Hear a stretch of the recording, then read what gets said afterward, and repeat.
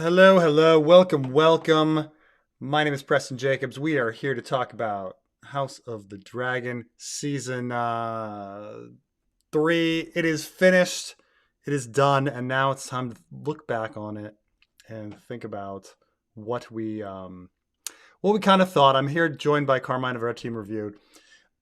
Carmine, I've been rethinking about this season, and it's interesting. It's more Mm, interesting than I initially thought when watching it. Because when watching it, you're like, mm. oh, that's a change. That's a change. But you don't realize until the season's over how much they changed Fire and Blood. Like how much they went off book this season. Because I'm thinking about Toxic Butterflies again. And you know how Georgia was like, oh, I read the outline of the season. And it really is quite different from Fire and Blood. What was shown on screen this season? Did you think about that when you were watching it? I think first off, it's funny how I've been making the joke all season that Ryan Condal is a man who read a comment one time that he hadn't read the books, so he spent the Mm. entire season totally making sure you knew he read the books. And then he did an interview where he said, "I read them at least 1,000, but I read the Fire and Blood at least 1,000 times." So Yeah. but yeah, well, quite clearly it was going to go off book. And I think you had the Yeah. best defense for him a while back, where you said Ryan answers to other masters. Like Oh, absolutely. absolutely, yeah, And I'm absolutely, he's not going to saying have to change certain things. considering this is the thing is considering he's answering to all these other masters who are trying to screw up what he's doing so much. Um these HBO executives. Like the shift from taking the two episodes at the end of season 2 and doing and moving him to season 3 and expanding him out and stuff like that is crazy. And the fact that like it's still somewhat together, I think is impressive. But here's the thing is I went in this evening, I did some research tonight. I was doing some research because I was like, I wonder if Fire and Blood, like they covered very many pages of Fire and Blood this season. And so I went through um seasons 1, 2, 3 and started just going page by Right. page and seeing how many pages they cover in an episode. So I'm going along fine and dandy. Um, season 1, it's funny because it's pretty clear until you get to the last episode because then they throw in Luke at Storm's End and stuff starts getting out of order.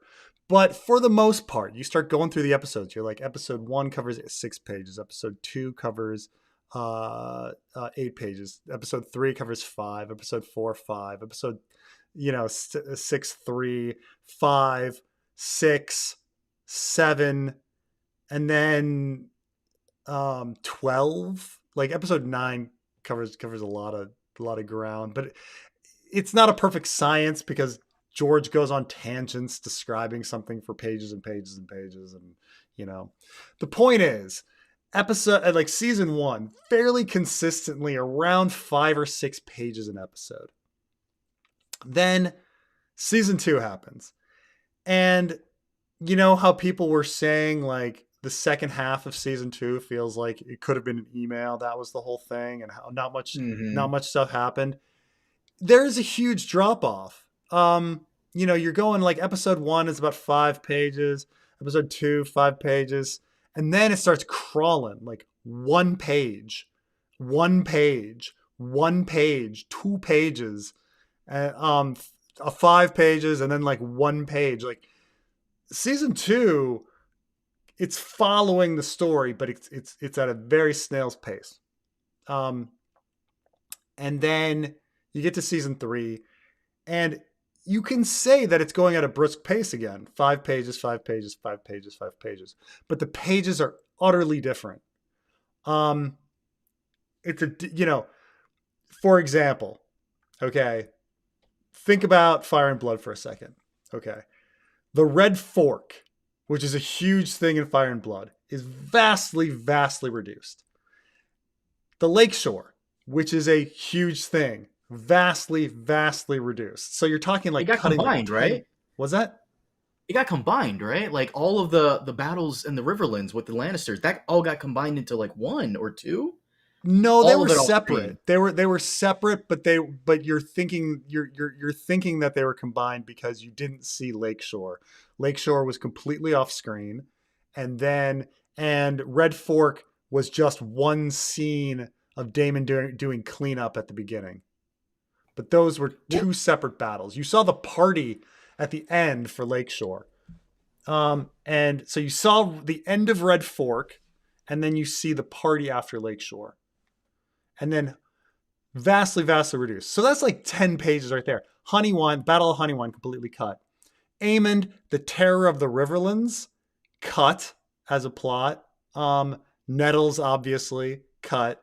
Lord Celtigar's taxes, vastly reduced. I mean, we get some mentions of you Manderly can doing probably still taxes. keep Aemon Yeah, being terror of like the Riverlands because I guess Vagar is going around doing whatever the fuck, and how do people just know it's? without Aemond, yeah. I mean, how do people can see from like the sky that like Aemon is on there or not? So Right. I guess you can still give it to him. Lady Caswell and Long Table completely cut. That's a huge that's a number of pages. Hugh the Hammer is kind of a completely different guy. They have some stuff about Hugh the Hammer. Butcher's Ball, By the way, vastly reduced. real quick about Hugh. Yeah. This is shout out to Quinn the GM who had the I think the best joke of season 3, and he makes such a good point. He wrote on Twitter, "It's crazy how when Damon is fighting at Tumbleton and he sees Hugh, and all Hugh is doing is screaming his wife's name, and it occurred to me." Damon doesn't know Hugh's wife's name. So for all Damon knows, he was just screaming about his fucking cat the entire time, looking for his cat. Cat! Cat! Like, what the fuck? Why is he looking for his cat? Why do you What? care about your cat that much? I mean, I know I mean from Carmine's perspective, he's like, I would understand that. I would be like Hugh Yeah, searching for my cat, absolutely. you know. Carmine's a cat guy in case you guys I didn't am. I know. love cats. But, like, he's got a point. He was just there screaming, cat, the entire and Damon looks over at him like, what the fuck are you doing here? Maybe We he's know his from wife's name. Cat. Maybe it's his battle cry, like Winterfell. It's like I'm from Catland. I don't know. Cat. Maelor's death is cut, and the abuse of Alicent is cut. Like it is a huge. So even though you could argue that something like 40 pages, of Fire and Blood, like is covered. Like if you go season by season, it's about you've got about season one covers about 65 pages of Fire and Blood. Season two covers about 35 pages of Fire and Blood. And season three covers 40 pages of Fire and Blood. So you could make the argument that a lot of ground is being covered, but it's completely different ground. Completely different ground. So what we've had instead of all of these things, we had the sad Kristen story, the sad Rhaena story, the Daron swap, Aegon's many goofy adventures, Bela and her suitors, upset Corlys, Hugh the husband, Sons of the Harpy plot, and Angry High Septon. It But that's like, honestly feels like he's trying yeah, to give everyone something to do. yeah, but that's a And remarkably different story than it what is. was there. Like Lady Caswell and Butcher's Ball and Lakeshore and Red Fork and Honeywine and Aemon the Terror and Nettles and the abuse of Alicent. Like those are very fundamentally different stories. Like I see how some of them like lead into other things. Like he wanted more time with Aemon and Alice Rivers, or you know, I don't know why, wanted more time with Kristen Cole because he was a big character before. I don't fault him, but it is amazing how off book we are with regard to season three. It is I'll, just I'll throw it's a I'll completely throw different one thing story. at you. I'll What's throw that? one thing at you. I'll throw this at you. In Yeah. order to adapt every single thing that you were talking about, we would probably need less episodes, but a bigger budget. One of the I know you didn't Mm, watch the final yeah. season of The Boys, but one of the reasons people were so upset about that the final season is that it didn't feel like a lot was going on. There was supposed to be like this huge battle at the White House with Homelander, and nope, didn't happen. Like in the comics, that did not Right. happen. Everything felt very personal and like in a couple of rooms. You were expecting like there would be a bunch of soups come in and help a Homelander and this large battle, and it wasn't. And Yeah, the so showrunner said it was because I haven't seen many of the Harry Potters, but a lot of people say that Harry Potter 7 part 1 is just the three main characters like in a cabin for yes, for like 2 hours. And then absolutely, yeah. Mhm. yeah, and then part 7 part 2 is just a battle for 2 hours, you know. So, Yes. yeah. Well, the showrunner of The Boys said the reason they couldn't do all this stuff is because they didn't have the budget for it. Which I have to ask HBO and even Amazon, like these are your top shows here. You're not giving them the budget. Why? What's going on Yeah. with TV? Because I was telling Preston this last night. Pluribus just announced that they're about to start filming.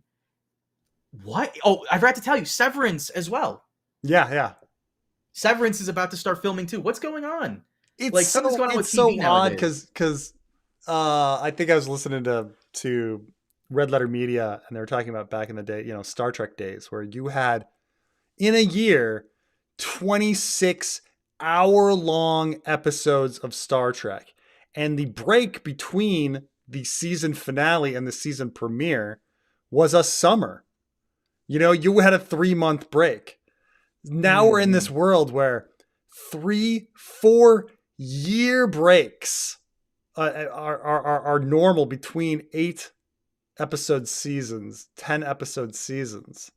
Um, it's just a very different viewing experience. Like where for a period of 7 years straight, you are nearly every other week on average, like uh, you know, watching Star Trek. And seeing your characters, and they're part of you're part of your regular life, not like an occasional thing that drops in all of a sudden for a very small period of time and then comes back many years later. Yeah. I also watched that Red Letter Media video, and the next thing that Mike and Rich say is how with Star Trek, the reason they had such banger episodes is because they did have no budget, and Mhm. therefore they had to think outside the box and reuse the what's it called, the Vasquez rocks outside California, Right, right. just Go to like the same places. Yeah, be right. creative. And you know, Hmm. and I'm not saying that like Ryan Condal wasn't creative. Like I do think that there was a lot of great conversations, a lot of great acting and stuff like that. So I mean, in some ways he was doing that with this season. He didn't have the budget to do Red Fork, Lakeshore, Honey Wine, like all of these things. So he had a lot of scenes with people talking in rooms. And you know, for the most part it worked. It was It was fine. passable. Yeah, So it's whatever. I think the big difference between season 2 and 3 is season 2, when episodes hit, they fucking hit. They were when an episode was good, it was really good. When it was bad, it was really bad. When it was boring, it was really boring. Season 3, you're right. For the most part, it's been consistent. They've all been fine. They've all been pretty good to good. They've all been fine right. to good. Okay. So I want to um now no cheating on this, okay? Okay, Carmine. All right, Okay. I'm gonna ask you some events, and you're gonna Hmm. tell me what episode they occurred in. Okay. Sure. Okay. Yeah. No cheating. I'm Okay. right here. What episode did Kristen Cole die? Episode 6, called The Faceless Man, in the first 6 minutes of the episode. But could it? Okay. All right. All right. You got that one. Yeah. Okay. Um, what episode does Rhaenyra first meet Wyman Manderley? You mean Torrin Manderley? Yeah, yeah. I'm sorry, Torrin Manderley. Episode 3, and it isn't until episode 4 where she appoints him as Master of Coin. Okay. What episode does uh Samantha, Sabbatha, Frey come to King's Landing angry about not having Harrenhal. I think episode 5. Is it? I don't even know. I have to look this up. Wait, you're asking me these questions. I would imagine Yeah. you have the answer. No, of course.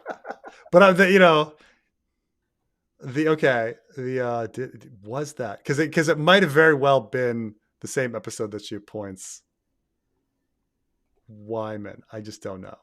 Hold on, I'm going to check.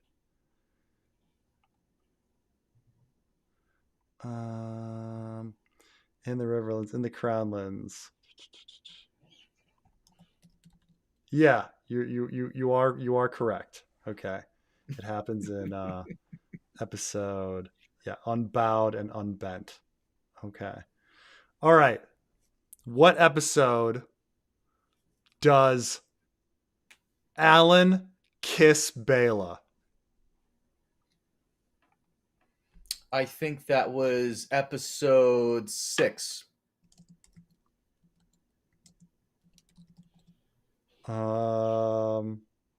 It does. Are you sure you're not cheating? Bro, you have to understand something. I watch these episodes 3 times before I do my review videos. Been doing this since Game of Thrones season 4. I watch all of it 3 times, every single I know, thing. but it is. But the point I was trying to make, which you've now shattered, is that a lot of these episodes run into each other. Episodes 3 to 7 run into each other, and it's very hard to kind of be like, "What was that episode about?" You know, like the first 2, like okay, Gullet, and then King's Landing. Like right. so, and then Tumbleton is at the end. Like those are easy, but then it's like, what is everything else? That's But you're asking someone who fucking does this for a living. If you ask like a normal rando average viewer, they probably wouldn't get it. So, by the way, are you drinking Coke Zero? Let me see that. I am. Good, my man. I actually switched to the zero sugar stuff too. I love Pepsi and yeah. This is what I think is kind of funny. The year is 2026. Coca-Cola still calls itself, in America, Coca-Cola still calls itself Coca-Cola Classic. Okay. It has been 41 years since the new Coke incident, and they have kept the name Coca-Cola Classic for 41 years after that. They could just go to Coca-Cola. We get it. It's been 41 years. We got it. New Coke is done. Okay? We're not confused anymore. Scandinavians have been screaming at me for years to just because they call it Pepsi Max over there, but over here is Pepsi Zero. Guys, switch to Pepsi Zero or Coke Zero. No sugar, no carbs. Isn't Pepsi Max reduced? Isn't that like 1/3 or something? I have no fucking idea. I got Pepsi Zero. It tastes the same thing. I enjoy it. There we go. Yeah.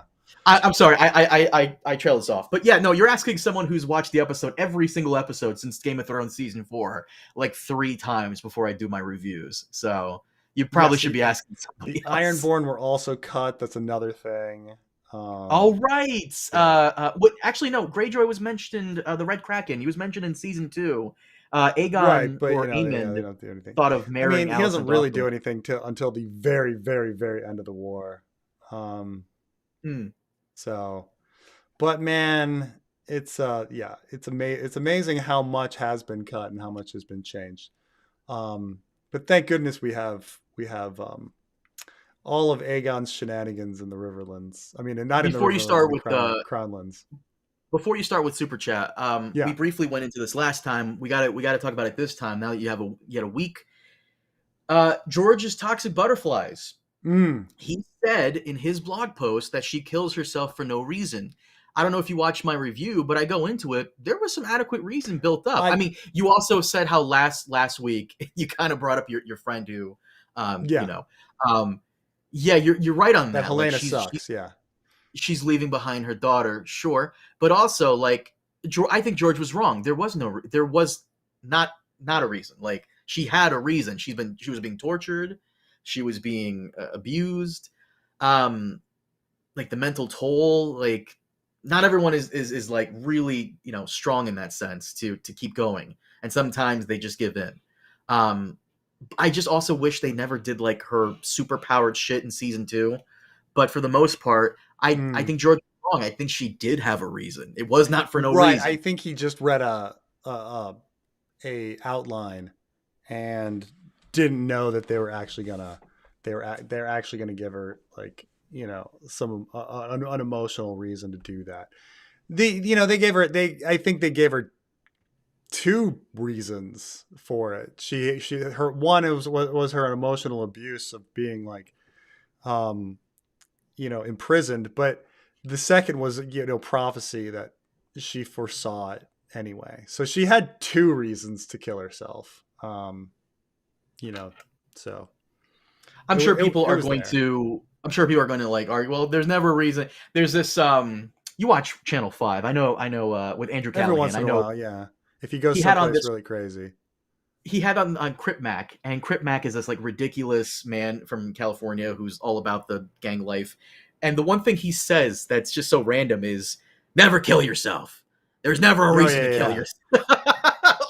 Okay. Never, never, Never never kill yourself. suicide. Never Never suicide. Channel suicide. 5. Never suicide. Yeah, I know what you're talking about. Yeah. Did you want to talk about the ridiculousness that is Ryan Condal's behind the scenes shit, where he just tells us things that maybe we should know about? What's Like, funny is you kind of and maybe this is true of all artists is that like when you like here's the I sent it to you in case you want to yeah, like yeah, yeah. pop it up because it's ridiculous. Gotcha. Um let's see if I can even get um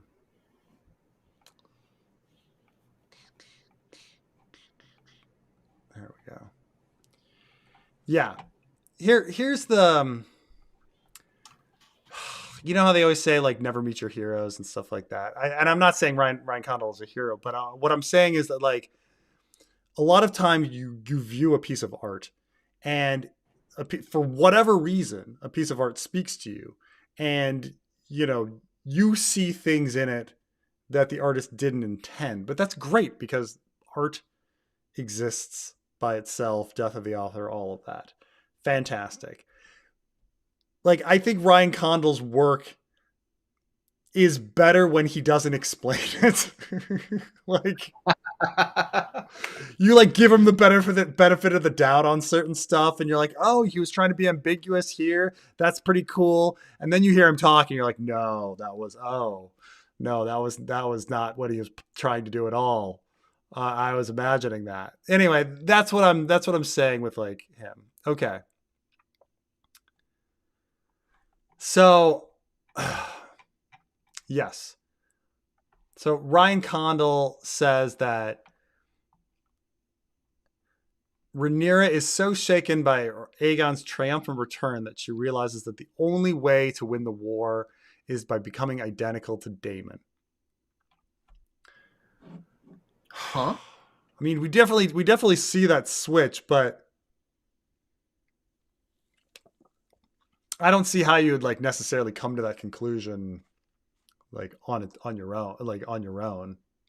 She never has a conversation with anybody about that. Mm-hmm. Um, I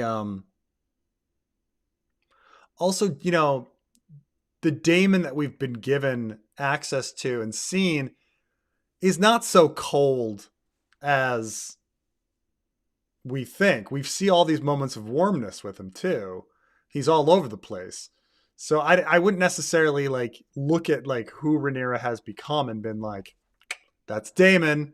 Like that doesn't seem like Daemon at all. Like she's, Daemon's at least got humor and But but here's yeah. the thing though, nobody but the audience understands that Damon is a vastly different person in season 3 than he was at the start of season 2, because he went through the Heron Hall shroom trips. So as far as Rhaenyra knows, Damon's still that guy that would order the murder of a child. Right, but she understands that like he's like a somewhat a some isn't he somewhat attentive as a father, at least to Bela or at least to the younger children. I don't know. We're never shown. Have we? Um, Yeah, I was about to say, have we ever seen a scene with them? Like, not I really. think he's like holding him once when they go in to see Viserys. Um, I, I don't know. Maybe, I guess. Fine, fine. I'll give Ryan Condal this one just because I can't make the comment on like what what Damon is supposed to be. Um, T. Mickle says that Rhaenyra killing the High Septon is basically killing the Pope of Westeros, and that's insane. That's true. Is that a shot at D&D with Cersei killing the Pope? Um, Mm. Andrish Perech uh, compares Rhaenyra's speech scene to Darth Vader. Okay. What?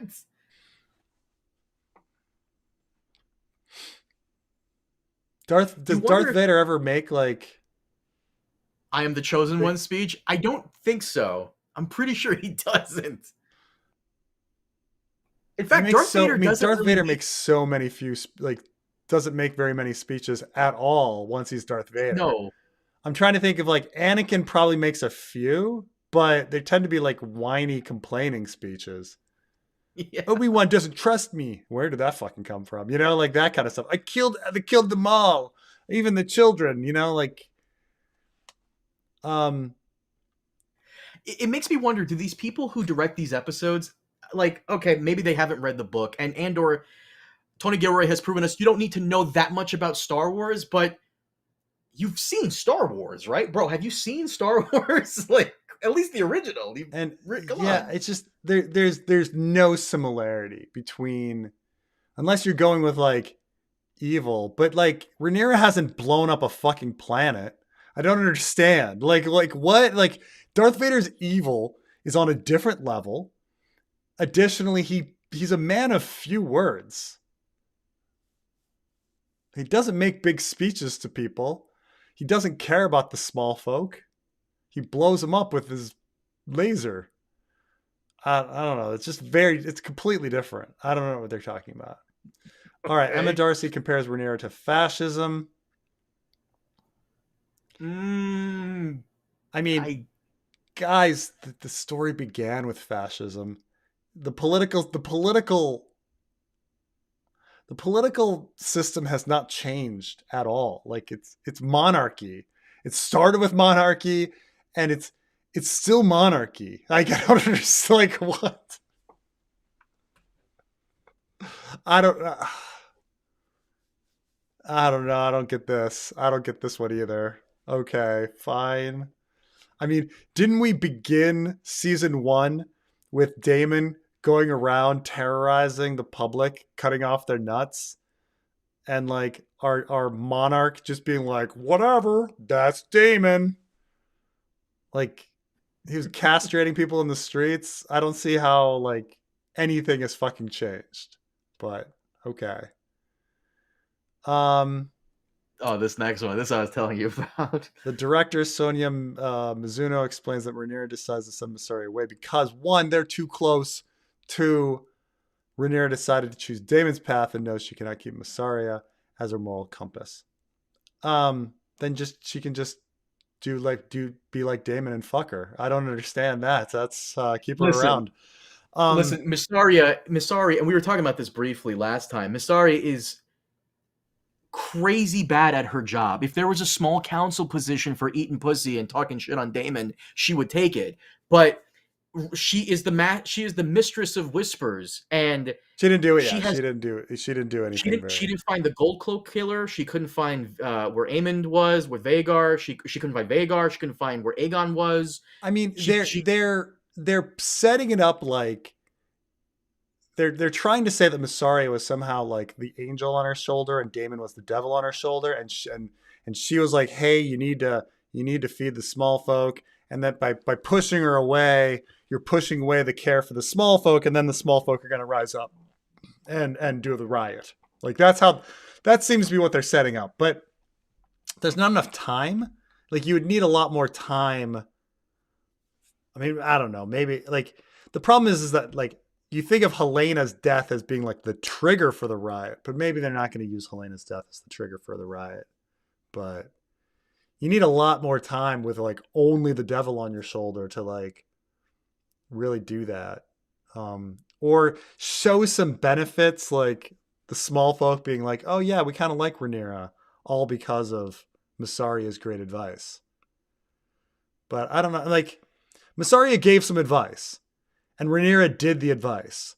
I just don't know if that went well for Rhaenyra or poorly. Right? In episode, the only time she did something was Rhaenyra and Mysaria go out and they feed the small folk in episode 3, and that's Yeah. the only time she did anything for the small folk. And then And she convinces her to use the gold from the veil as to feed the small folk more. Or is that the same thing? I guess that was the same. That was a different episode, and we don't really know what the gold was used for. According to Manderley, it's spent the moment goes in the treasury. So, But uh, she says later in the episode that it's going to be for food for the small folk. So she feeds the small folk a couple times, but we never see any benefit from that on screen. I don't know if it worked well or not. It might have. Hmm. I don't. So you know, I don't know if they're trying to show her as a terrible advisor or not because we didn't see the results. Um, I mean, the only results I saw was a sex worker coming in and being like, whatever. she laughs in her face. You have no power. What are you really doing? What is really is your power? And look, honestly, Mysaria is lucky she got such an awesome retirement plan. A bunch of gold, passage to Essos, bro. Just take it. What are Great, you it was doing? great. Anyway, I wish that if they were gonna have that kind of thing about Rhaenyra, so it seems very consistent that all of these writers were like Rhaenyra becomes Daemon, like Rhaenyra becomes Daemon. This seems to be the overarching like message that the writers and showrunners like had.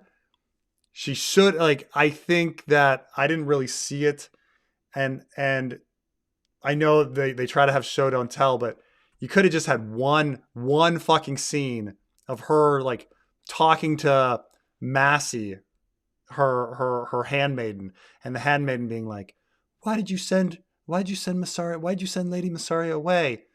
And Rhaenyra could have very briefly said like, you know, I realize that I need to be more like Damon, and then I would have been like, okay, now I'm getting it, but I would have liked just a little bit more.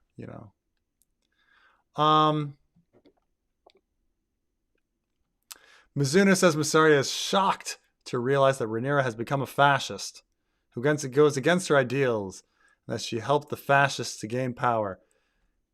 They're all fucking they're all what? Look, I don't mind the like. Was that was there was I there a kind of I free think I understand. speech? Was there a free speech democracy like in the story that's and rule of law time that I didn't see?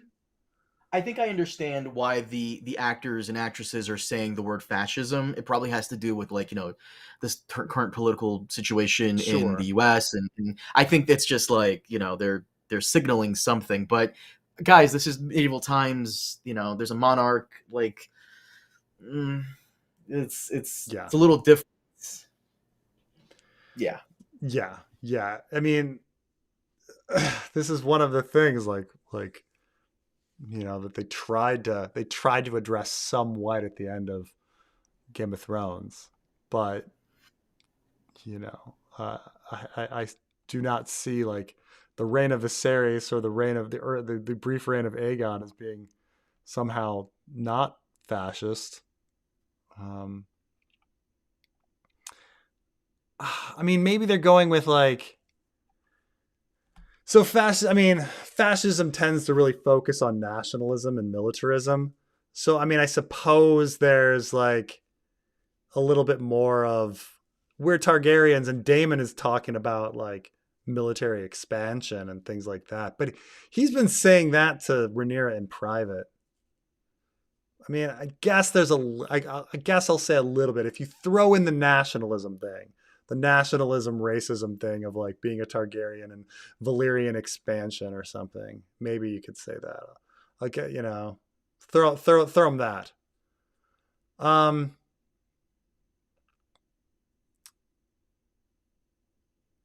James Norton comments on how the entire tragedy at Templeton occurs simply because Ulf cannot bear being publicly shamed. Okay. All right. Um, the headmaster says there are no winners at Templeton. Condell says that the war will now be decided not by armies but by dragons. That's how it should begin with. Oh, Uh, right there. You didn't see this because maybe I didn't tell you, or you didn't see this, but Kondo gave an interview where he said we're gonna get new characters, which okay in season 4, and new dragons. And I'm wondering to myself, like, who? Cannibal? Like, it's the who only we one I can who? think of. I mean, Cannibal and I mean Joffrey's dragon. That's about it. And the ones that die in the pit that haven't been seen on screen very much. I mean, I guess you could say those are new dragons. Yeah.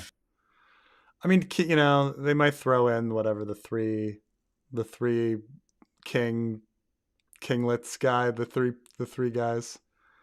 I forgot what they call them. The moon of the three kings or something. Um, Ian Mitchell says that Aemon's arc at Harrenhal was him realizing he is a bad person. He also says that Aemon is torn between staying with Alice and having a future with her or returning to Aegon in his past life. The arc of season 4 will be Aemon deciding which side to choose. Okay. Tom Gwynn Carney says that Aegon only wants revenge. Okay. I guess his like living with the small folk taught him nothing. Ryan Condell says that Helena finally realizes she'll never be free again and her son will be murdered or used as political pawn. Condell says that just as magic diminishes with each dead dragon, it also diminishes with each dead dreamer. Oh, okay. And that the death of Helena, the only dreamer of her current generation, I guess they're saying Daemon is of a no. Oh, Viserys is the dreamer. Helena is the dreamer. Is that the idea? It's a dark omen for the future of the Targaryen dynasty. All right. I mean, interesting. Okay. Not expecting that. Olivia Cook says that Allison senses that something is terrible happened in the butterfly scene. Oh, yeah? Did you get that? Okay. I thought she seemed like relieved and liberated or something. Yeah. By the way, the other thing that I might make a video on this because Ryan Condal needs to shut the fuck up. So he says here, in regards to Rhaenyra, we know that Rhaenyra is not the chosen one. If there is a chosen one, a prince that was promised in the story, it's 200 years away. It's Jon Snow or Daenerys, depending on how you interpret the prophecy. But of course, Rhaenyra and Daemon have no way of knowing that. Sure, but I also find I it fun. thought the prince that was promised is Arya. I mean, legitimately. I I also thought the prince that was promised is both John and Danny, as in like they're virgins in the Force, kind of like how in Mm. the Acolyte, both of those women are like part of the same. That's what I thought immediately. Part of the same thing. That's what the play pushes, at least. So who knows? Who fucking knows? They do this thing where they really shouldn't talk much, and just if we have Yeah. questions, Just let it go. leave it ambiguous. Mm, I don't know. mm. Emma Darcy says that the season began with Rhaenyra doubting her role as the rightful and prophesied queen and ended the season certain of her role, although she was wrong. Okay. Yeah.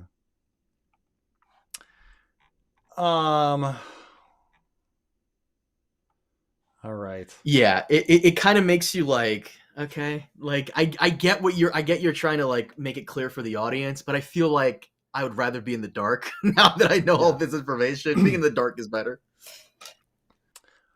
Was Rickard's fire trial a Valyrian ritual or religious? Well, I would say we don't have any evidence one way or the other on that. I mean, I would say that it's presented like he is mocking Andal custom and mocking the status quo. You know, that at least in a, even though we recognize that the trials by battle are ridiculous, like ridiculous. And it's, I mean, the thing is, God, this gets me into like the history of stuff. So trials by battle historically were more about, they're more about duels. Like you've got a situation where two people have a dispute and there's no central witness. So like how do you determine the result here? Like, one lord says that this river is where my land goes, and the other one says this one is where the land goes, and we have no proof. So we're just like, all right, guys, if you want to have a duel over this, you can have a duel.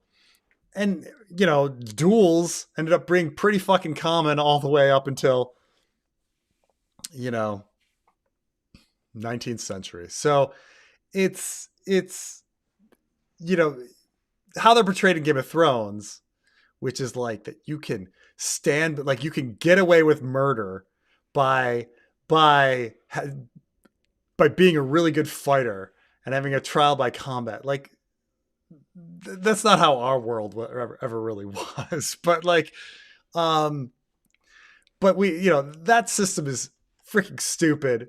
But it's their system. Fine, it's their system, and so you know Ares is supposed to be saying, "Fuck your system. I'm the boss applesauce. Like my way or the highway. A trial by fire. Like it's unfair. It's completely unfair. And you're just not. You're not going to win. That's kind of the statement being made. Whether it was Valyrian ritual or religious, I don't know how much the Targaryens even know about their religion or follow it or care uh, by the time Ares is is king. Like they're raised in the faith at this point. Like House of the Dragon is really weird in that um, Daemon is so into Valyrian culture and stuff like that. But you know, we don't hear about them like say worshiping the Valyrian gods, like or doing anything like that. They are straight up worshiping the faith of the seven, so they're into those kinds of things. It's kind of a House of the Dragon creation. This like lingering, like, oh, I'm super into Valyrian culture kind of thing. Like those people, we just don't hear about them in the the source material ever. So the idea that like Ares would be secretly into Valyrian rituals or something, I don't think there's any evidence for that. I would just say probably not. It's just him being a fire obsessed pyromaniac. Um, I mean, or is he trying to do like death pays for life kind of something, hoping that a dragon will be born? No, I think he's just being a fucking dickhead. Because like, how is Brandon strangling himself like have to do with ritual or anything like that? So, um, I killed Jamie. I mean Damon. Show you're on sucks. Oh, the is just the idea that like that. So Euron, of course, at the end of season 8, like is all thrilled that he killed Jamie Lannister as the last things. Um, would would Aemond be really excited about having killed Daemon in the same sense? It's not the Aemond that we're really presented with. The Aemond that we're presented with is just an emotional basket case. Um, uh, Can you click on chat? I don't see the Oh, one I'm you're. so sorry. This is it. Oh, So, I think the joke here is that John Roxton comes out of nowhere, and he seemed to have like Damon pegged as this awful person. It's a rivalry that came out of nowhere, comparing it to the rivalry between Euron and oh, Jaime. because they have the boss battle. Right. Like Euron. Euron before he dies goes, "I'm the man who killed Jaime Lannister." When was that your goal? Like that just seemed random. John Hmm. Roxton challenging Daemon and beating his ass. When was that like a thing you really aimed for? Like Yeah. it's so random. I'm assuming No, that's I what the see what you're super chatter saying. is. I mean, I Yeah. would even judge that like in the source material, there's not much build up for Damon versus Aemond. I mean, there's some in the sense that they're supposed to battle each other at the lakeshore, and he and Kristen Cole are sitting there at Harrenhal, like wondering what they're gonna do against Damon. But and that like and then Damon is searching for Aemon, but they never have a rivalry. Like these are two characters that it's just not fitting for them to face each other. Um, you know, like the Aemon's big evil is that he killed Luke. And so if somebody were going to face him, it should have been Jace, right? But or somebody that was like emotionally attached to Luke. What's Damon's what's Damon's like? Does Damon like Luke that much? I'm sure he thought he was fine. But like that's the so it is it's kind of funny though with these stories. Like you can't just have two randos that are badasses fight. Like there needs to be an emotional investment in the battle. The fight isn't about the fight. I saw something recently about why AI. Oh, it was the guy who did West Wing. You know what I'm talking about? Um, Aaron Sorkin. And then I saw something else about like why the that stupid AI fight of Brad Pitt versus Tom Cruise on a roof was lame. Do you know what I'm talking about? Say that again. Tom Cruise Have you versus seen who? the AI Tom Cruise versus Brad Pitt on a roof Oh kind of fight? yeah, I did. Uh huh. Right, instantly forgettable. Like people watch it and they're like, "Oh my god, AI can do so much," right? But the problem with it is like it's it's we have no emotional connection to like why these men are fighting.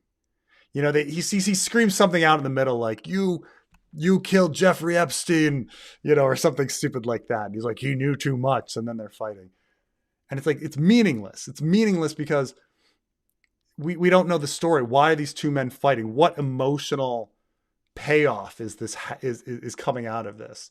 Like a fight is just a fight. No, we've all seen a million fucking fights on screen, but it's about the emotion, right? I would say that when you watch Revenge of the Sith, the actual fight technically between um, Anakin and Obi-Wan is not that great. But there is, I will grant this, that there's a lot of emotional buildup. We've been waiting for this fucking fight for a long time, and there's a lot of stuff between them. And so I think the fight works really well. Phantom Menace fight, yeah, technically it's incredible, but who are these people? Why are they fighting? Should I really be invested? I mean, it's so I think that one's a great fight too on a technical level, but that's like an extreme case. Like the AI fight, it was just a bunch of swings, right? So you really want either it's going to be a fucking brilliant fight with like perfect choreography, or there needs to be an emotional connection. And if you're not having one of those two, it's not going to be a great fight. So like Jaime versus Euron, was it a technically great fight? No. Was it an emotionally great fight? No. So what do we have? What do we have? You know. So same with Roxton. Was was it a technically great fight? I don't know. It was fine.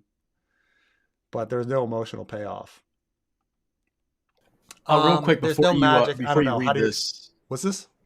real quick before you read this, someone was asking, are you going to continue over analyzing House of the Dragon? Maybe. It all depends. I mean, I've got other things that I've prioritized kind of first. You know, Hmm. I'd rather spend time doing Dunk and Egg and fanfic and going over. Um, Gotcha. you know, how it's you know, it's like I fell behind with over analyzing and I don't know. It's so off book that it's like, what are we even doing? So I don't know. I don't know. We got what 31 parts in or something, and then there's no magic. I don't know how to explain the kiss of life. Well, you have to re-examine that scene. Okay, so a lot of people completely forget like how the kiss of life scene happens, or they only remember it from Thoros of Myr explaining it to Brienne. So the kiss of life scene, okay, cat is floating down the fucking river, dead cat floating down her body's floating down the river. Nymeria jumps in the river, pulls the body out to the shore, is screaming, wake up, wake up, wake up, wake up. Then, by fucking coincidence, who's there? Well, it's Thoros, Beric, and Lemoncloak. And Nymeria runs off. Then we pick up from Thoros of Myr's perspective. He says that they came upon the body.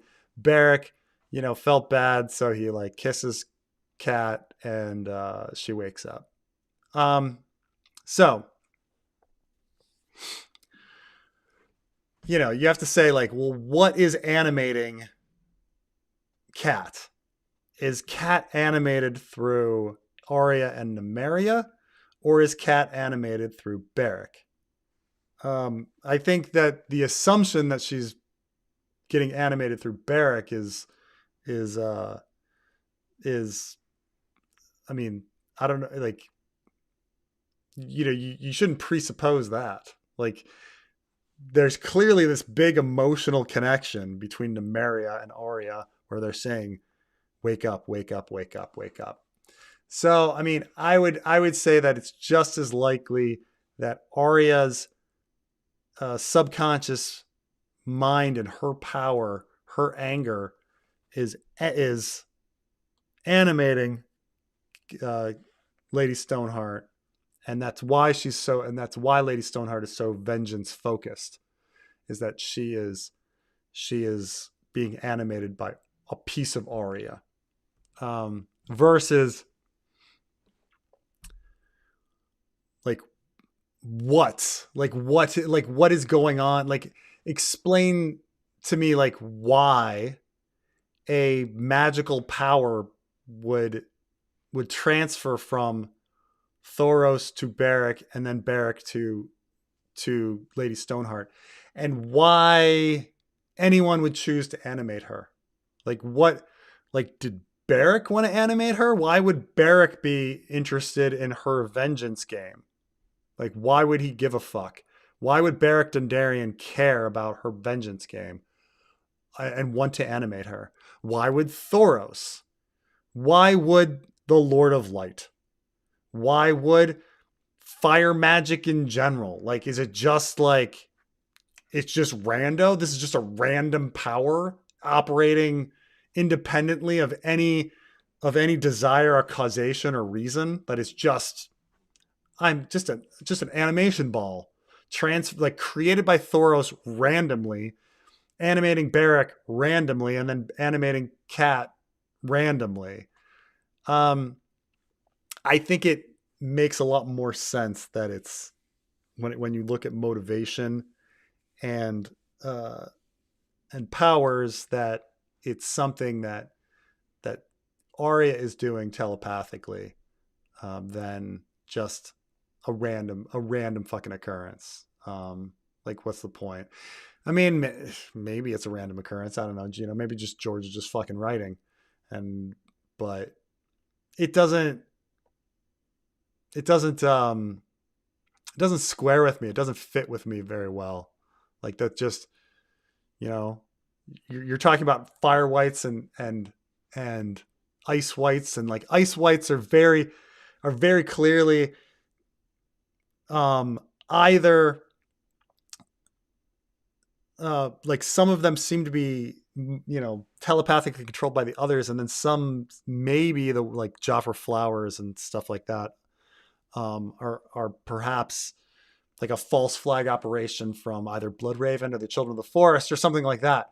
Like you clearly have like a reason for animating these people to do this job, but like why would anyone animate Lady Stoneheart? Like why? The only person with motivation to animate her is Arya. Arya wants to bring her back. Arya wants revenge. Like she's the only one motivation that like fits. So I just say it's like it's her telepathic like animation. I think is a better explanation than rando magic. Rando magic, you know, like okay.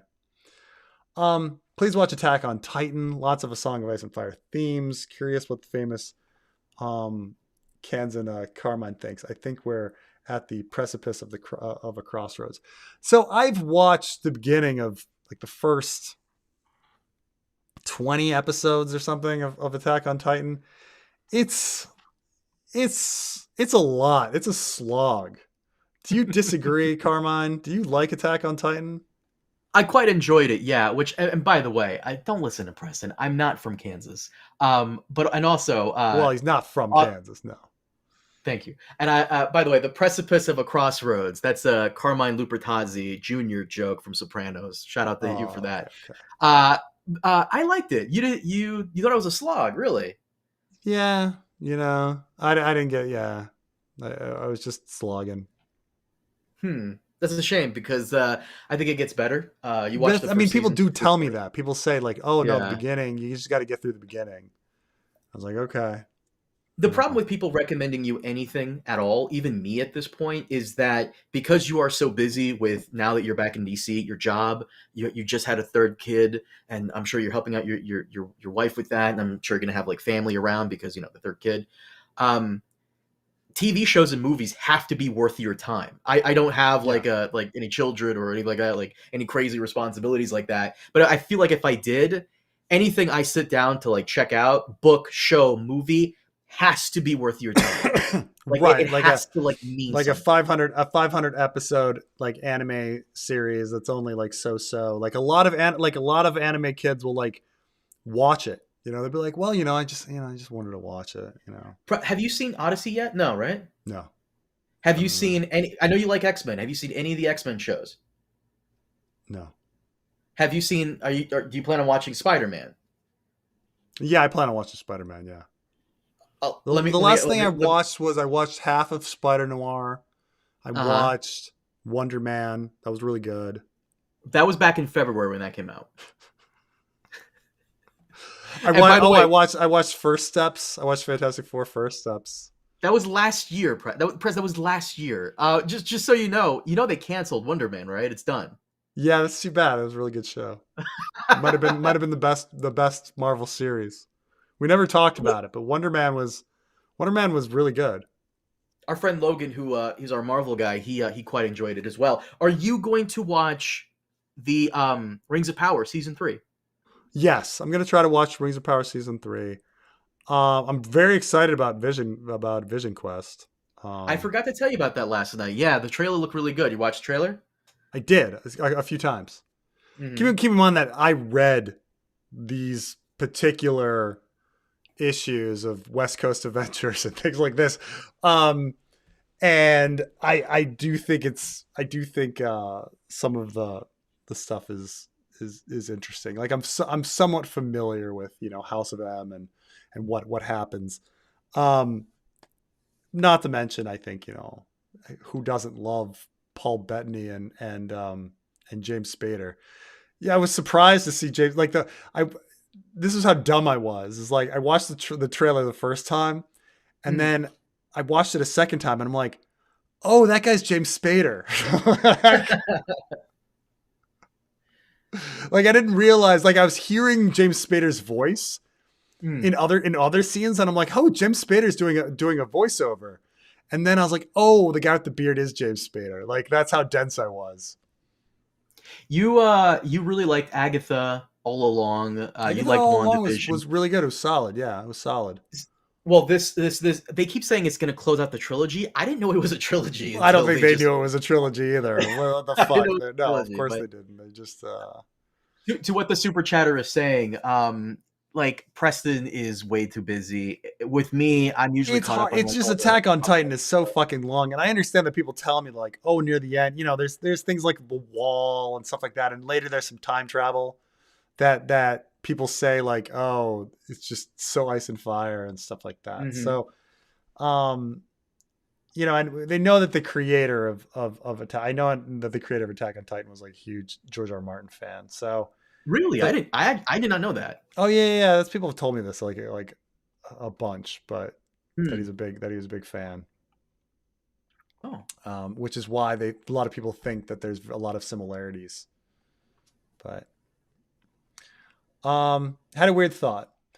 What if Alice is going to give birth to Maelor instead of Helena? Condell made Reyna Nettles, so anything is on the table, I guess. Uh I mean, the Cash, whole I hate you for point saying that. of not that the jetpacks aren't crazy, but the the Maelor is torn apart in the riots, right? So, um, uh, it's hard to get that baby. Well, 9 months have to go by, and then that baby's got to get to King's Landing and get torn apart in a riot. I don't know if that's Jesus. no, I don't know if that's gonna happen. Cash, I hate that you put that out in the universe because it is a possibility. Like you said last week, homie, like we don't know what they're gonna do now. We don't know what they're doing, where they're They're gonna way go. off book. We kind of know that there's gonna be they're probably gonna do a riot and a look. They're gonna do a riot. They're gonna do a dragon pit. They're gonna do God's Eye, and they're gonna do Rhaenyra getting eaten by a dragon. I mean, that shit's all gonna happen. Okay, but everything else, who knows? Who knows? Only, I mean, that fills up the rest of the show. I mean, the rest of the show, we've only got 8 episodes. Okay, so Preston, Second Tumbleton is one I'm of sorry. them. I'm sorry to do this, but Maylor dies at Bitterbridge.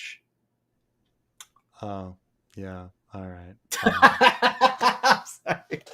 I'm sorry to Lord check you there. Sorry. Okay. You got me on fire and blood. Ooh.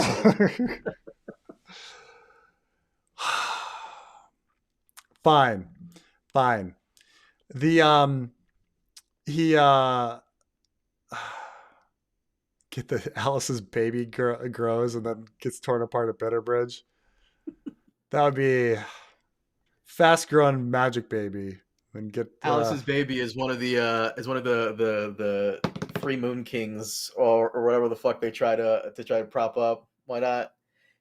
Kondo can yeah. do it, man. Kondo can do it. Why not? Kondo can do it. He can, I mean, yeah, but the thing is, he doesn't have much time. Like I say, 8 episodes left. One episode's going to be Second Tumbleton. One episode is going to be God's Eye. One episode is going to be Riot. Riot's going to be first. They're going to do Riot, then they're going to do God's Eye. One episode's going to be Rhaenyra's death. Then one episode's going to be Aegon's death. So we're up to 5 of the fucking episodes. That only leaves us 3 more. So maybe you could do last episode, real like an Hour of the Wolf region, like brief regency thing set up for the end. That fills up 6. So what we got 2 left. So if you want to throw in Alice's baby getting torn apart at Bitterbridge, I guess go for it. Not much time left. Only 2. Like I said, there's only 2 spare episodes. I was really unremarked how Valyria and its dragons would be insanely fascist would be a sanely fascist society. 40 families should be non-functional. Um, yeah, I mean, technically speaking, they were a freehold. So technically speaking, they were a democracy.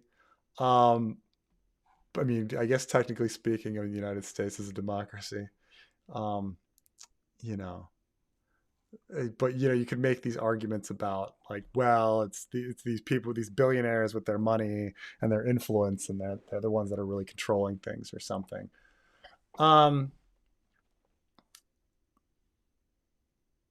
but I mean, 40 families with all their dragons.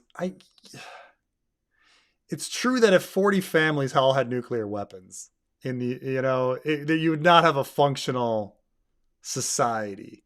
I think that's the thing that's not really realistic about Valyria, is that the dragons are not centrally controlled by the state, right? That the families each have their dragons. But what's to stop like one fucking family from being like, I'm going to conquer Karth. I've got a trade dispute. I'm going to go and burn this guy to the ground. Like, it's too much power to be delegating to a private citizen. Um, and versus like having them be in the army, or having them controlled by the state. Um, I just don't. Yeah, I don't like. How many?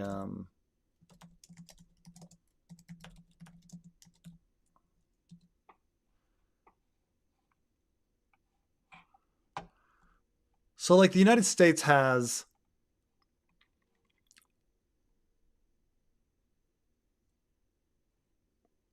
what, like 11 aircraft carriers, maybe 12 aircraft, so a dozen, we got a dozen aircraft carriers. Okay. um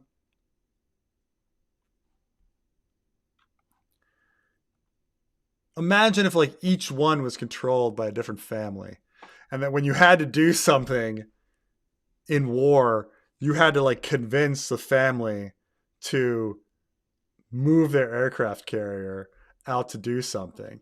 That would be nuts. That would not function. The dragons need to be controlled by the state, because in the end, like the Targaryens were like, "Fuck it, we're leaving." Like imagine again, like every billionaire has an aircraft carrier, and just randomly, like one of them is just like, I'm just going to leave America with one of your aircraft carriers. Like, oof. No, this is not a workable society. Not at all. Not at all. Carmine, you with me on this Valyria? Valyria makes no sense. That actually makes what you just said makes a lot of sense. Like you had to convince them to move the aircraft carrier. Actually, yeah, that's true. um, I'm cool with authors offering opinions or insights of their published work. Not a fan of the idea that those shouldn't be treated as canon. Well, it's an interesting time about canon. Like I've talked about this before, where it used to be that an author would write something and then it's out there, and people would have different interpretations. And now we've got somebody who can come in and be like, "Well, no, that's wrong." And it's kind of like, well, who's to say it's wrong? Because stuff gets reinterpreted over time. Um, like the Bible says nothing about the Trinity, but clearly Christians have reinterpreted the Bible to include the Trinity, and the Trinity is a massive, massive, massive, massive part of Christianity. And if you were to tell like a Christian that the Bible doesn't have the Trinity in it, they will get very upset and angry with you, and start talking about this passage and this passage and this passage and their interpretation of this passage. But that's all they are, is interpretations. Like obviously when the Bible was written, when New Testament was written, no one had any concept of a Trinity. But it's later, it's retconned in, and it's a very important aspect of it. Yeah. So this is where like death of the author is like so true. um when Shakespeare was writing Hamlet, did he really think about all the Oedipus complex between Hamlet and his mom. Who knows? But we've now talked about it a million times that now it's a central part of the story. When Shakespeare wrote Othello, okay, Othello was a Moor. He was not black, but they call him like Black American, but they call him Black Othello in the story. Of course, the how English thought about Moors in Italy is a completely different situation from how white people and white black people interact in America. So when you have like a version of Othello in America, and they use an African American person to portray Othello, and a white American person to portray Iago, it's a completely different interpretation, which is fine. But it's very different from what Shakespeare thought about. And if you were going to put in like, okay, well now I'm gonna put in a Moor, I'm gonna put in an Arab, and that also has all of the years that of history between like the audience, the Americans, and how they're going to perceive that, which is very, very different from how Shakespeare perceived it. Shakespeare, this is a guy who never ate a bite of Middle Eastern food in his life. Okay. He never had, England was not going to war with Morocco at the time, or the Middle East at the time, completely different idea when he writes this. But when somebody else reads it, they're gonna think something else. So it's a weird thing, and it's also really weird when the author comes in and retcons stuff, and it's like, you didn't think about that at the time. Do you have the right to go back and change your mind, and then force all of us to change our interpretation because you changed your mind about it? That's also a weird thing. George Lucas claims that, Star Wars was all about hero's journey. No, it wasn't. Like he didn't start talking about that shit until many years after Star Wars came out. To like retroactively shove that in, like, is that fair? I mean, granted, again, interpretation changes. So I suppose he can do that just in the same way that like our interpretation of Othello changes when we change it from a Moor in Venice to a Black American and a white American. I guess George Lucas can do that too. Rechanging and reinterpreting his works, making Greedo shoot first, and all of this. I mean, but it's they all have their right to do it. We have our right to interpret it however we want to. It's just a piece of art out in the open, I suppose, for anyone to do whatever they want to. I mean, I can't say that like if any viewer is allowed to have their own interpretation, I suppose I can't fault the creator from wanting to come in and trying to influence people and reinterpret it, and retroactively like retcon everything in it. But I also think it's interesting to think about what the original author was thinking at the time of writing. I think that's a fascinating thing too. So I don't know, like what do things mean anymore? Well, everything changes. So nothing means anything ever. I don't know. Or at least it doesn't mean it for long. Carmine, did I ever tell you about, have we ever had the conversation about It's Cold Outside? Baby, It's Cold Outside? No, I don't think so. There's this Christmas song called Baby, It's Cold Outside. Do you know it? Like, I really must go, baby, it's cold outside. Da, da, da, da, da. I think I've heard it once before. Yes. So the song has a line where the woman says, "Say what's in this drink." Because he's saying, "Oh, you shouldn't go," and she's like, "Say what?" And she goes, "Say what's in this drink."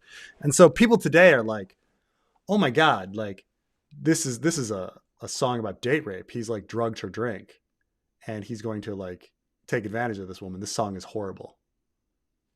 Of course, that's the exact reverse of like what the song is about. At the time,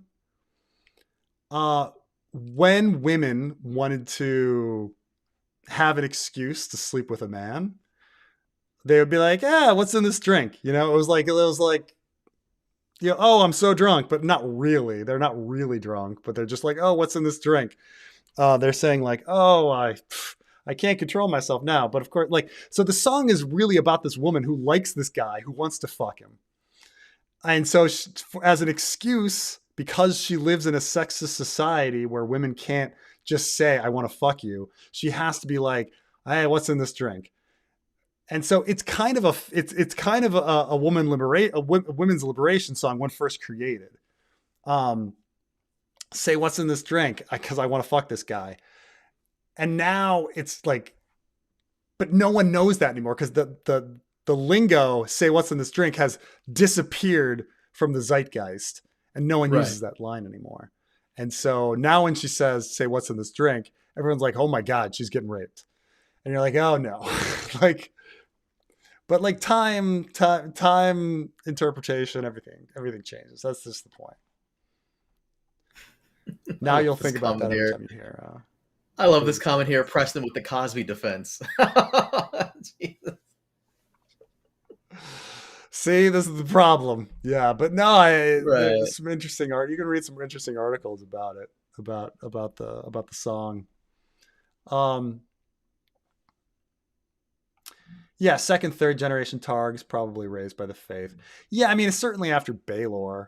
Um, you know, maybe you could say that like, you know, Megor the Cruel, no, but everybody else, you know, I think probably like Alisane is probably the big one, right? Alisane's the big religious person, and Jaehaerys was sending people off to the, you know, off to the faith and stuff like that, and promising to raise his children that way, um, and you know, the how all of a sudden Damon would be not in that tradition. I have no idea. Like, but that's where the show went. Um, so, um, mm, mm, mm, mm. I don't in the books. I don't recall Alice Rivers mentioning going to King's Landing. How would Eustace, Munkin, and Mushroom know what she looks like?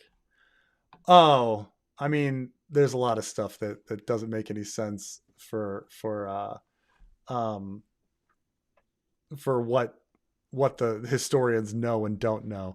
I mean, they're basing everything based on rumor and interviews and things like that. So like you'd have to say like Alice Rivers.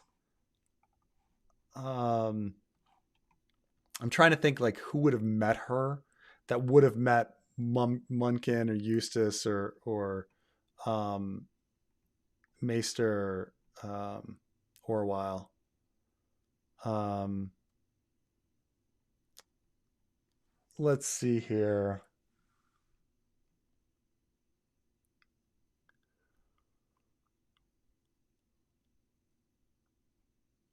Also, long black hair. Said to have been younger for years. According to Munkin and Eustace, Alice was a bastard sired by Lionel Strong on an unknown woman when he was young. I mean, I suppose they could argue that Septon Eustace talked to Lionel sometime. Maybe Lionel was confessing. Maybe he talked about Alice at some point. Uh, you know, or they're just basing it on what the small folks said. But again, like it's not really to believe very much, is it? You know. Do you want to go over briefly the thing Condell said about Alice that everyone was like, you know, uh, going Uh, crazy over that oh, she was Heron the Black's wife? yeah. So Ryan Condal admitted in an interview that yeah, no, he just made that shit up. That's not based on George. That's just like he thought it was an interesting story, so he like when Alice Rivers says like, "Oh, I'm actually Harry the Black's widow," and that whole long sob story, that's straight up Ryan Condal or whoever Mhm. wrote the episode. Um, who did write that episode? Was that the was Well, that the, he in the interview with the podcasters, he says he doesn't remember who came up with the idea in the writers' room, oh, it but was in the writers' room. he also said that they left it ambiguous as if she could be lying. Yeah, So and I think that's pretty cool. what I also think is kind of funny. Again, this is Ryan Condal doing his usual. Guys, I totally read the books. I'm totally a fan. People on Twitter who are not book readers, they kept asking all week, what was the point of those weird Yeti monsters in the beginning of the season? You know, the ones that the dragon seeds spot in the forest, the green men. People kept Yeah. asking, what was the point of that?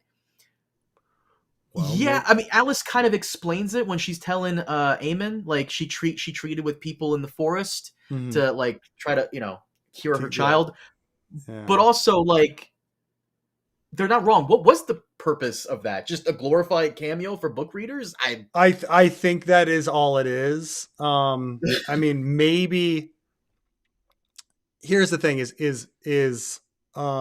Damon's body is never found, so there is a chance that Damon He went to becomes live the with the Night fucking King. satyrs.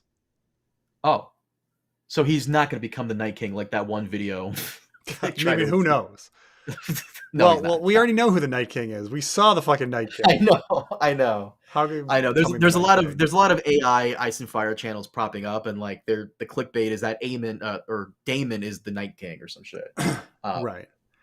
I Yeah, mean, Damon's body is never found, so you could argue that he goes to live with the satyrs at the end, um, or something like that. Or who knows? But what's the point of them? I don't know. What's the point of the fucking prophecies or any of this? I don't know. It's too bad. We're never really going to get to the secrets of the God's Eye, stop it. like I hate when you George. do that. I hate Well, when of you do course. that. If anything, the prophecy is if the Mad King play has taught us anything, prophecy is the real villain of Ice and Fire because it just drives everybody up a fucking Yes. wall. Yes. Um, oh my God, the Mad King. That's another discussion. But oh geez, like Carmine's been sending me shit constantly about the Mad King and like the plot changing day to day. Like they just keep Mm, changing. not Like the stuff plot, that some works, they keep. lines. Stuff they don't like it's been changing. You're like, okay, By the way, so if you don't follow Indeed Geek on Twitter, you should. Indeed Geek every day is posting like new pictures of him at the venue. I'm convinced he lives there now. so he's seen the Uh, show 4 times, maybe probably three times, I think. probably three at Confirmed least. three. There is one really cool line from the Mad King that they just added, um, where Ares says, "The gods flip no coin, Rhaegar. It's 'tis the Iron Throne that makes you mad." I kind of like that. That's kind of Sure, cool. that's pretty cool. You Um, though it doesn't explain all the mad children that never sit on the Iron Throne. Oh, I forgot to tell you. The Like play also Arian Brightflame never sat on the fucking Iron Throne. Okay, right. like Aemond never sat. Well, I guess he did, kind of. Yeah, but Um, Damon never. the play added something interesting that I don't know if this is a new edition or maybe the people who told me didn't include this. Rhaenys, Rhaegar's daughter, is a dreamer. Wait, who's a dreamer? Rhaenys, Rhaegar's daughter, Rhaenys. Oh, but she gets her head smashed into the wall, or no, she gets stabbed 30 times by Amory Lorch. Um, So I mean, but I really I don't know if this is again a George original and he told them or this is something they made up because what's the point in that? It doesn't really matter, but I don't it's know. just so it's so my problem with this, okay, is is the concept of like dreams for their own sake versus someone delivering you dreams. Okay, So it's rather clear that at least Daemon Blackfire the second, it seems like his dreams were getting sent to him by Bloodraven.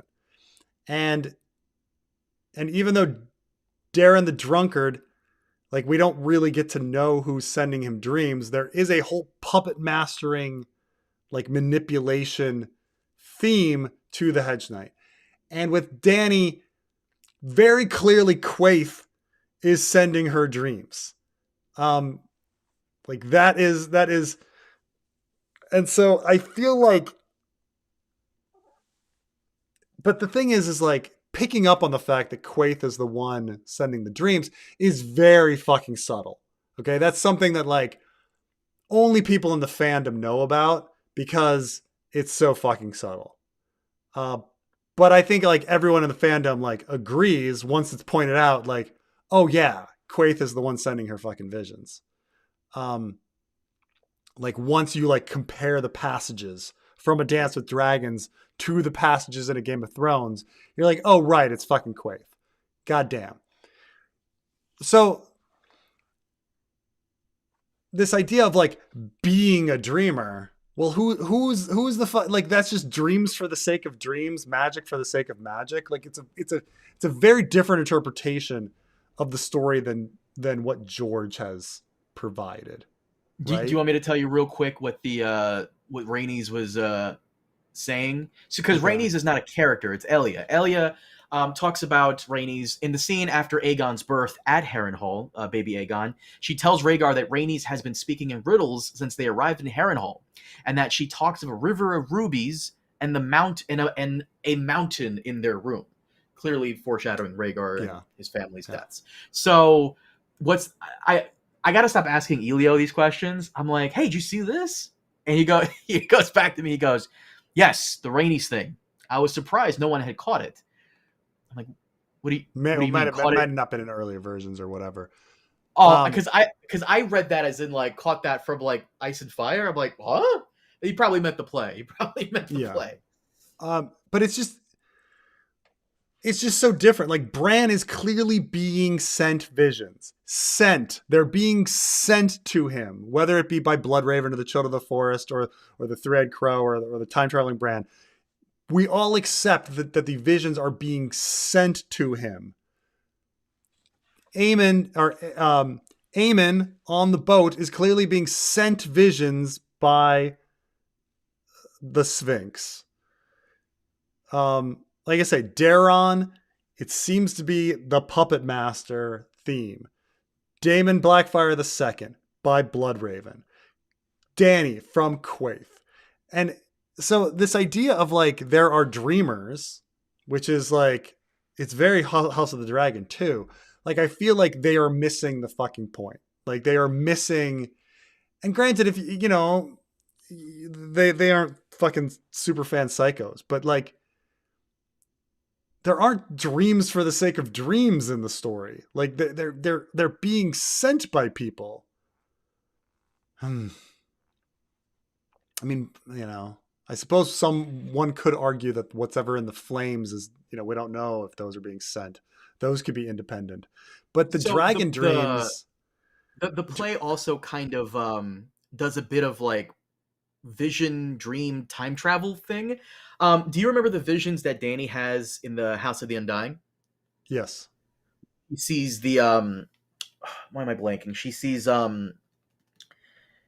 visions of the past, kinda, with, like, her family. Yeah, but it's all like, it's all bullshit, because it's like, you know, things that may or may not have happened, you know, things that might or might not have happened, kind of stuff. But yes, she sees Rhaegar in the bedroom with, when he's like, and he fucking literally looks at the camera and is like, his song is the song of Ice and Fire. Like, he literally fucking looks at the camera. Like, we make that joke about looking at the camera and just saying the titular phrase, but, like, So the play, it's hilarious that it actually happens. happens.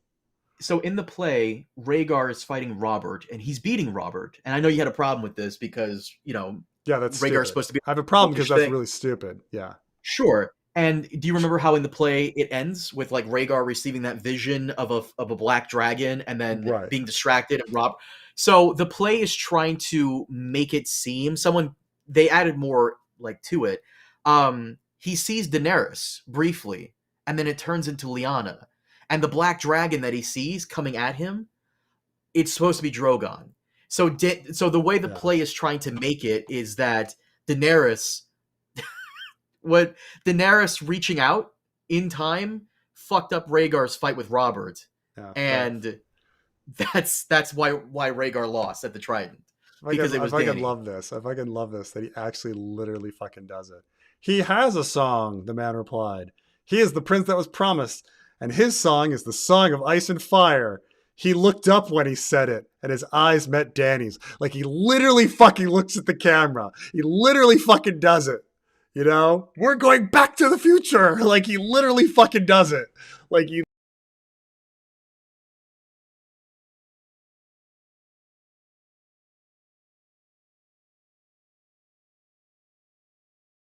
fire.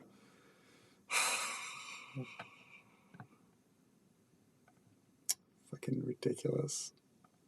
That's a it's a pretty lame. That's a pretty lame. I'll admit that's a very lame part of a Clash of Kings. Your mic fucked up, by the way. Oh fucking A. Okay, okay. Yep, a ding. There we go. But that's essentially what the play was trying to connect. Is What's that that? Daenerys's vision, and that's what the play was trying to connect. Daenerys's vision was trying Yeah, to yeah. I reach out to understand. Rhaegar. I It understand a lot of people like does. the play, but it's just sounds I'm pretty just lame. What do you think of Roderick Dustin as the main villain of the season? Is Rhaenyra the main villain next season? Roddy Dustin is the main villain of the season? He doesn't do anything except shove a knife up somebody's butt. Um, he does so little. It's funny how few lines he has. Main villain of the season. Is there a main villain of the season?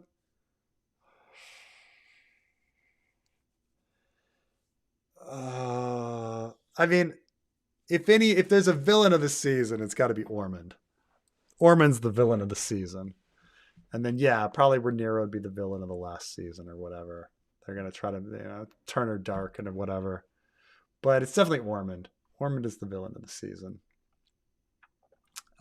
Roddy Dustin. Roddy Dustin is the villain of the season. Come on.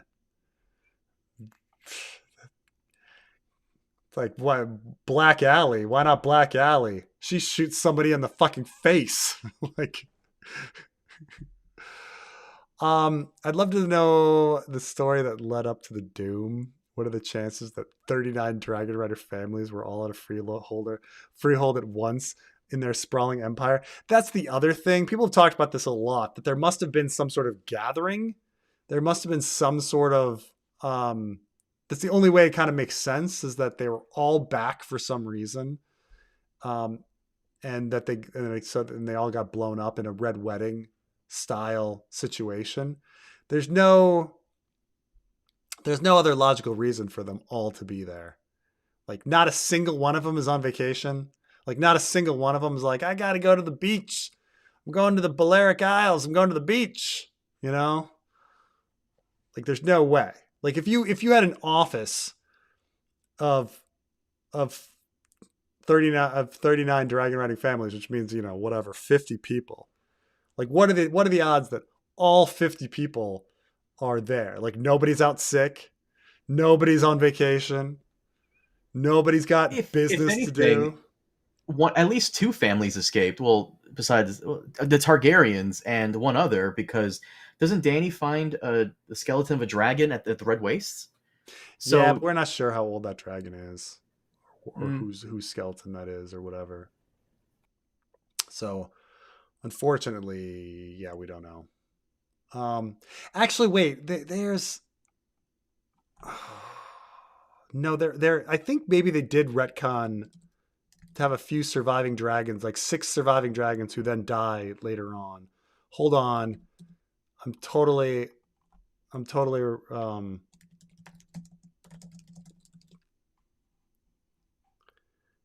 I do want to say I thought there were some surviving dragons, like five besides.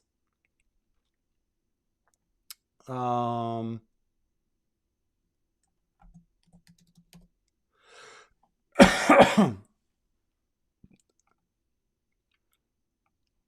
yeah, it's a few dragon lords and Lyce and Tyros survived, but they were soon killed by political chaos after the Doom, along with their dragons. In Qohor, the dragon lord Urien declared himself emperor of Valyria and led a host of 30,000 men towards Valyria, but he and his great dragon and his followers were never seen again. So a few did survive, but I would say that it's still a big coincidence that so many of the families were there. Um, but that, yeah, that was, I think that was probably a retcon put in there because George eventually realized that it was a really, really dumb coincidence that all of them were there at once. So he's like, ah, fuck, I've got to fix that. But, um,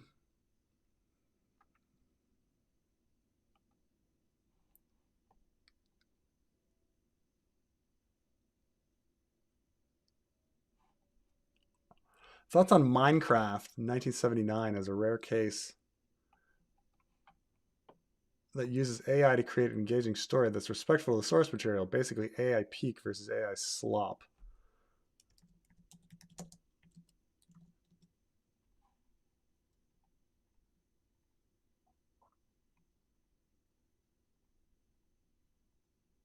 Oh, yeah.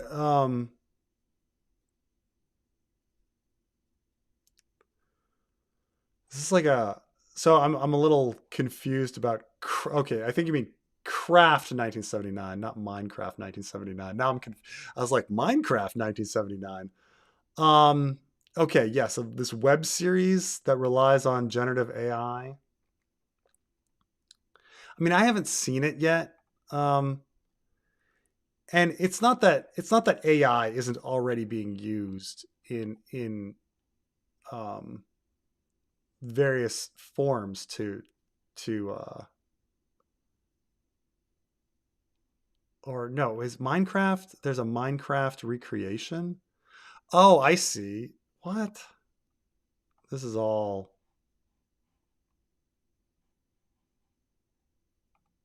I'm very confused about all of this.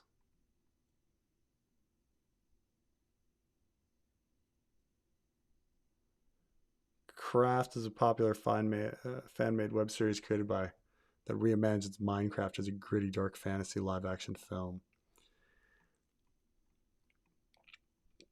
I mean, I haven't seen this, but um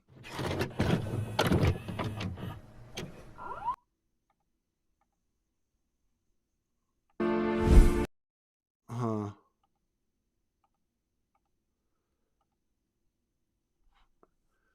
But I mean, my feelings on AI are essentially, yeah, people are going to be using it like any other tool to like to do shortcuts. But if people are thinking that they're like AI is ever going to create art in and of itself that people are going to want to listen to or watch or enjoy, it's never going to happen because like there's no human connection, and what people really want is human connection. Um, I mean, so but I need to see this Craft 1979 to really understand uh, it. I'm sure the story and how it's structured, it must be they must use a human if it's going to be engaging.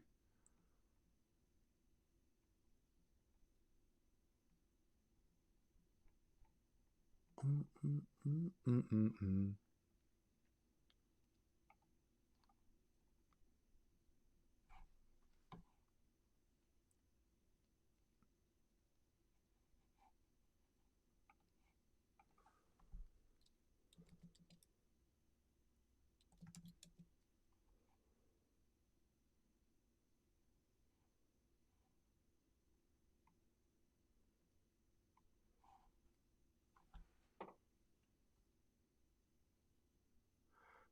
Huh? Was asked for a good isekai a few weeks ago. Couldn't think of a good one. Uncle from Another World is good, and Saga of Tanya the Evil is peak fiction. So, isekai apparently is a genre of manga where someone is reincarnated into a new world. Um, you familiar with this, Carmine? Yes, we talked about it a couple of weeks ago when someone said Right, about the Mushoku guy who gets Tensei. reborn and gets in with his adult Yeah, memories. he's witnessing his own birth in a new. Yeah, Yeah. I don't know Uncle from Another World, but I do know Saga of the Tanya the Evil. Tanya the Evil is a story about a Japanese man who dies and then is resurrected into the body of a young girl during World War II, where I think she then rises to the ranks of the Nazi regime. I think that's what it is. This like young girl with the memories and the intelligence of a older Japanese man rises through the ranks of the Nazis and tries to take over. Um, How does he deal with the fact that he's a girl? I Does he? I haven't seen it. I know of it. Oh, It's oh. ridiculous. It's a lot of this crap is ridiculous. A lot of this crap is ridiculous. So there's this weird movie that I remember once seeing called I think it's called Prelude to a Kiss. And it starts off as this romantic comedy between Alec Baldwin and Meg Ryan.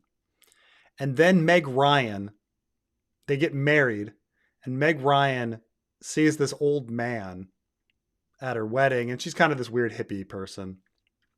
And she kind of goes over to the old man and like gives him a kiss. And they end up body swapping. And so this old man is now Meg Ryan. And he he's like really excited about being like young again. And he kind of doesn't even care that he's a woman. And he like has sex with Alec Baldwin, like is living life, wants to have a baby, like all of these things that are very different from like the character that Alec Baldwin knew. Like his Meg Ryan didn't want to have children and stuff like this. Um, but it's kind of funny because it's like, and then eventually, their bodies are swapped back at the end. But it's an interesting take that this old man was just so like, fuck it, I am a young woman and I'm gonna live the whole life. Like I'm gonna experience everything. I don't even care that I'm a man in a woman's body. I'm just gonna fucking like go balls to the wall and enjoy. Um, Very weird, but it's an interesting concept. Like, what do you do if you're like? I mean, you know, um, obviously, a lot of people feel like they're trapped in the wrong body and the wrong sex and the wrong gender, um, and actively try to change it. But it's interesting to be like, I'm in the wrong body, but fuck it, like I'm gonna roll with it anyway. Um, so it's uh, uh, old man becomes a young girl. Mm-mm-mm. I also got a self insert in chain smoking cat girl, but not isekai. I'm trying to think of other movies. Like, do we have many Western examples of people getting killed and reborn in a new universe? I'm sure there are examples, but wasn't that Cowboys versus Aliens kind of like that, where James Bond actor goes back in time? He has like a to Western times. He has like a fucking thing on his wrist. Maybe that's it. Western John time related. Carter. John Carter. John Carter goes to Mars. Yeah, doesn't he get reincarnated into a body? I don't think so.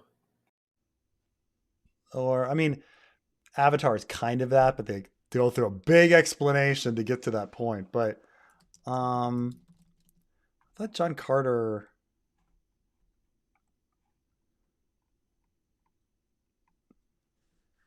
He arrived at his estate.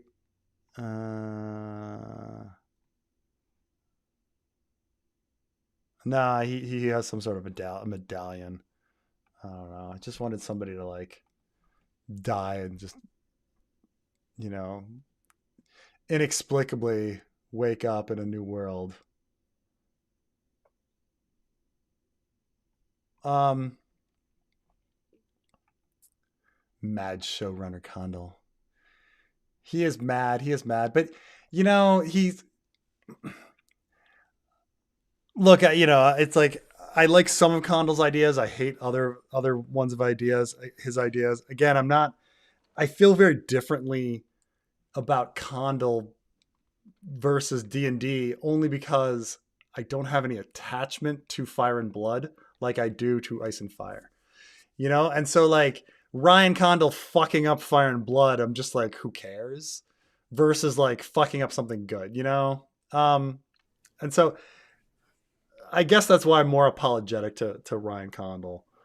But even if I'm give props to D&D, like they're doing a massively difficult job, like juggling all of these things and putting on a show and coming out with episodes and pulling in a huge audience and making all of this money. I mean, in that sense, D&D did huge things.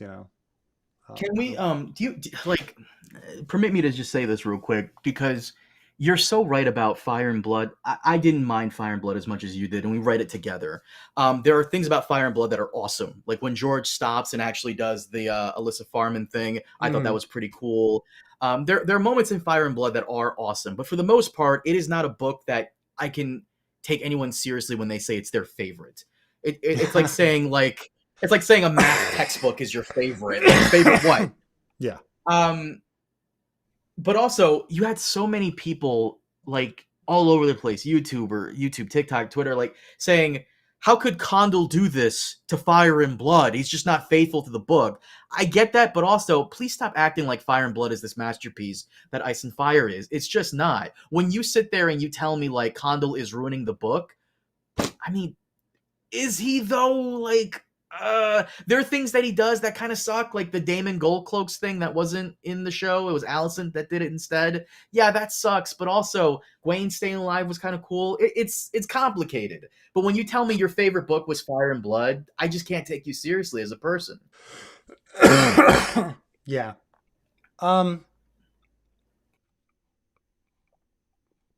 Using a glass candle should have a drawback, like bleeding effects in Assassin's Creed. I agree. I think all and George is usually like this too. Like that magic should be dangerous. It should cost you. This is one of the things people really like about Dragonlance is that like Raistlин's fall, like magic is this horrible thing on what it does to you. That there should be a downside to it. And the problem is that we're not really, we're only like halfway really through the Ice and Fire story, despite there only being 2 books left. But like, we're only getting to the part where, what are the effects of direwolf telepathy on our characters? What are the negative effects of being a faceless man on Arya? What are the negative effects of a dragon and on Dany? What are the negative effects of glass candles and all these other things that the dark magic that Melisandre uses? We see some of it on Stannis and stuff like that. So I mean, there's some, but yeah, it's. You should probably know what he's. Do you know about the bleeding effect from Assassin's Creed? Did you look it up? Or I've not, but I can just imagine, that there's something. Assassin's Creed is a video game where you are hooked up to a machine that allows you to relive the memories of your ancestors. But the more you are hooked up to that machine, the more the memories of the past blend with the current realities of your present. So you can't tell like what's happening in the past and what's happening now. That's Gotcha. like the bleeding effect from Assassin's Creed. I don't know how that would be a downside with the glass candle, because that's what the super chatter is talking about. I see. But yeah, no, I think at least in the fanfic we're kind of dealing with it, like it being um addictive, and the memories and of the glass candle blending in with Sam, like Sam's only done used the glass candle 2 chapters, but there's pieces of Dahan still left in him, even though Dahan is dead, and stuff like that. So I think there's going to be some aspects of that there needs to be something. There needs to be a cost. You're right, but you're right. Why was House of the Dragons episode 3 season 7 called The Dragon in Winter? If I were to guess, I would say that it's probably like threefold. So even though no one mentions it in story, near the end of the Dance of the Dragons, winter begins. So like plot wise, they are at that point where winter should have started, or is about to start. And so it is either nearly winter or winter in our story. The other thing is like the characters are feeling isolated. Rhaenyra's feeling isolated. So she, and so that's going to be like, this metaphorical winter in that sense. And then if we're talking like prophecy and the long night and, all of the stuff that she's supposed to like fight and thinking about Dany in the future, that's all winter too, right? So you're dealing with like probably those three winter, like the winter that they're in right now, the literal one, the prophetic one in the future, and then like this emotional turmoil that they're going through is like a metaphorical winter. That would be my guess and why it's called that,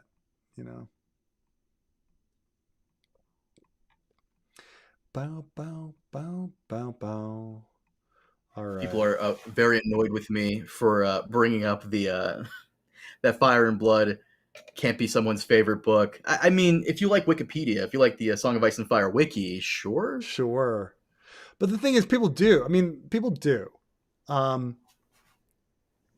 Look, and Ice and Fire's got a lot of things for different people. Like a lot of people just really love the lore and love learning all the facts and then learning it all and getting to know it and the complexities in that way. So, to each their own. Some people really love the emotion. Some people really love the gritty battles.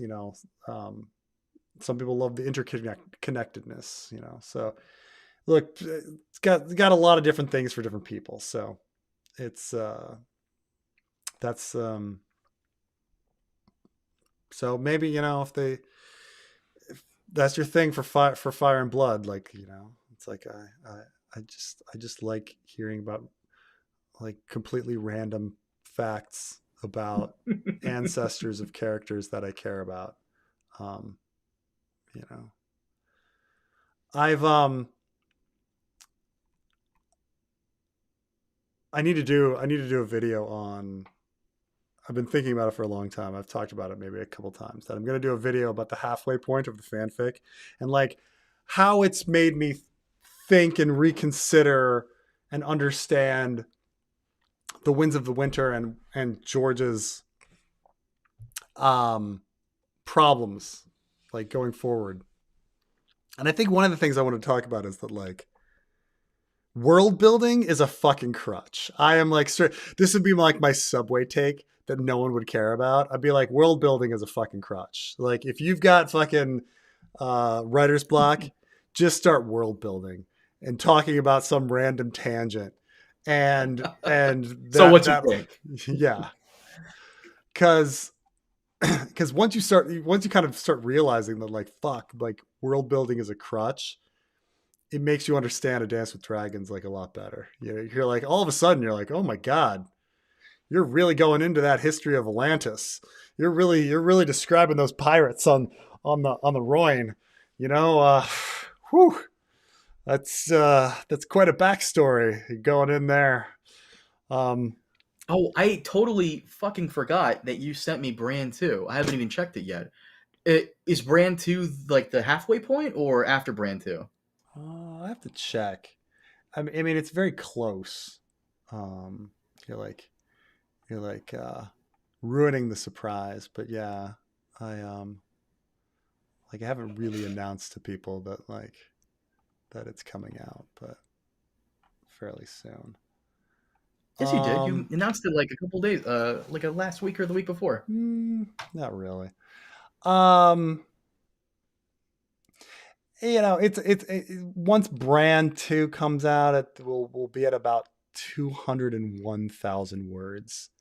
So it's not quite the halfway point, but depends how long the book would be. If the book was going to be 400,000 or something, it would be halfway. If the book was going to be 415, it's not quite, but we're around there, is the idea.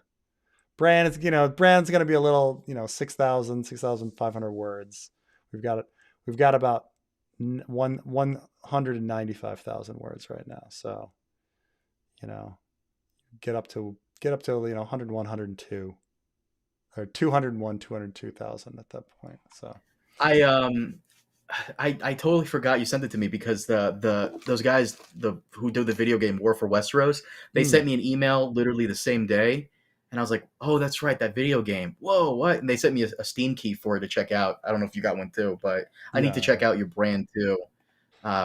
Is it what I think it is? I mean, it's Is it hold on. Is it is it this? Is it this chapter?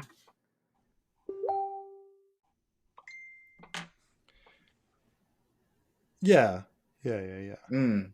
No, I mean, this is what I'll say is that like I've got to work on I've got to fix up all of the language and stuff like that. But um, plot wise, it's fucking golden, man. It's a fucking golden plot. Oh yeah? It's just so much. No, I mean, I'm usually very insecure about stuff, but like I fucking like what goes on to it. Like Trey read it and was like, "Holy shit!" Like I can't Hmm. believe you had 6 different storylines like all coming together. Um, but yeah, so it should be pretty fun. It's anyway. You read fast, man. You could probably read it in 30 minutes, 20 minutes. So all right. Carmine, do you have anything else you want to talk about before we You don't see all the people asking for more Berserk with the boys. berserk with the boys? I can do more berserk with the boys, but um, it's trying to get us all together. Trying to have when I've got free time, and such. Behind on so many things. People ask me stuff like, "Are you gonna finish up like Chad's adventures?" And it's like, well, at this point, like so far behind, like might as well just like wrap it up, put a fork in it.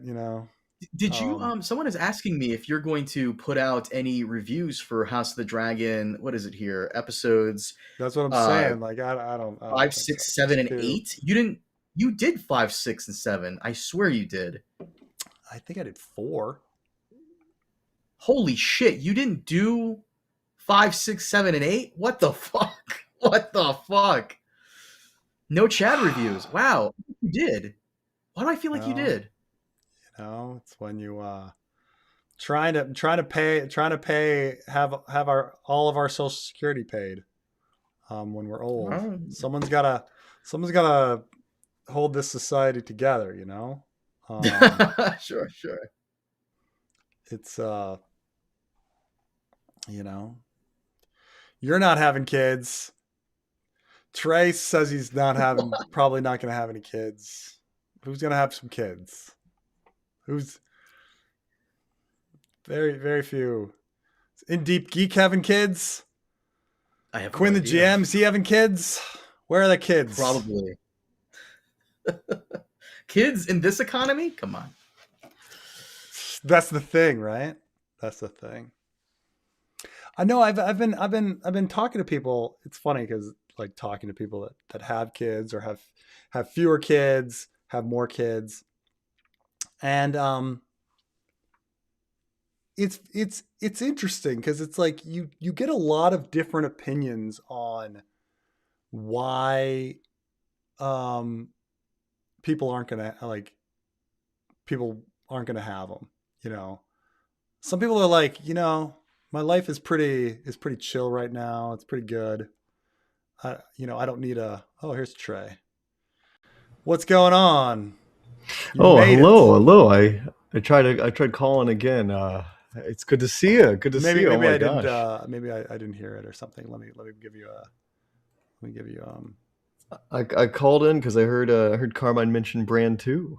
And I Oh wanted yeah. to compliment you on it because I read it a couple of days ago and I was like, this is some really masterful work here. Like I don't know, you had like that's the thing with the Brand story. It's like you don't know where this is going and it's hard to like wrap it up and like dang, you're wrapping up all these different plot threads and it worked beautifully, I think, in my Thank opinion. you. Thank you. No, like I say, I'm usually very very insecure about the chapters. This one I kind of know, at least on a plot wise, at least on the story wise, I know it's fucking gold. I'm just like once I kind of came up with the idea and then I started like working it, I'm just like, oh, gotta. Once I was just like, I gotta wrap it all fucking up. Let's wrap it all fucking up. No, it's Carmine needs to great. read it and then he'll understand. But for everybody else, it'll be out in maybe 3 weeks. All right, I You gotta. just have all these hanging plot threads and it's awesome to just like but we're done. All I right. We to got it in there. finally tie up Alardim and and Urswick the Faithful, Zola the Fat. It's just there's a lot of these these things the have been hanging over us Easter for eggs. for The 15 years or however long, the like you're like the other drowned priests and the rebellion on the Iron Isles. It's a lot of plot threads that are getting tied up, and but I don't want to.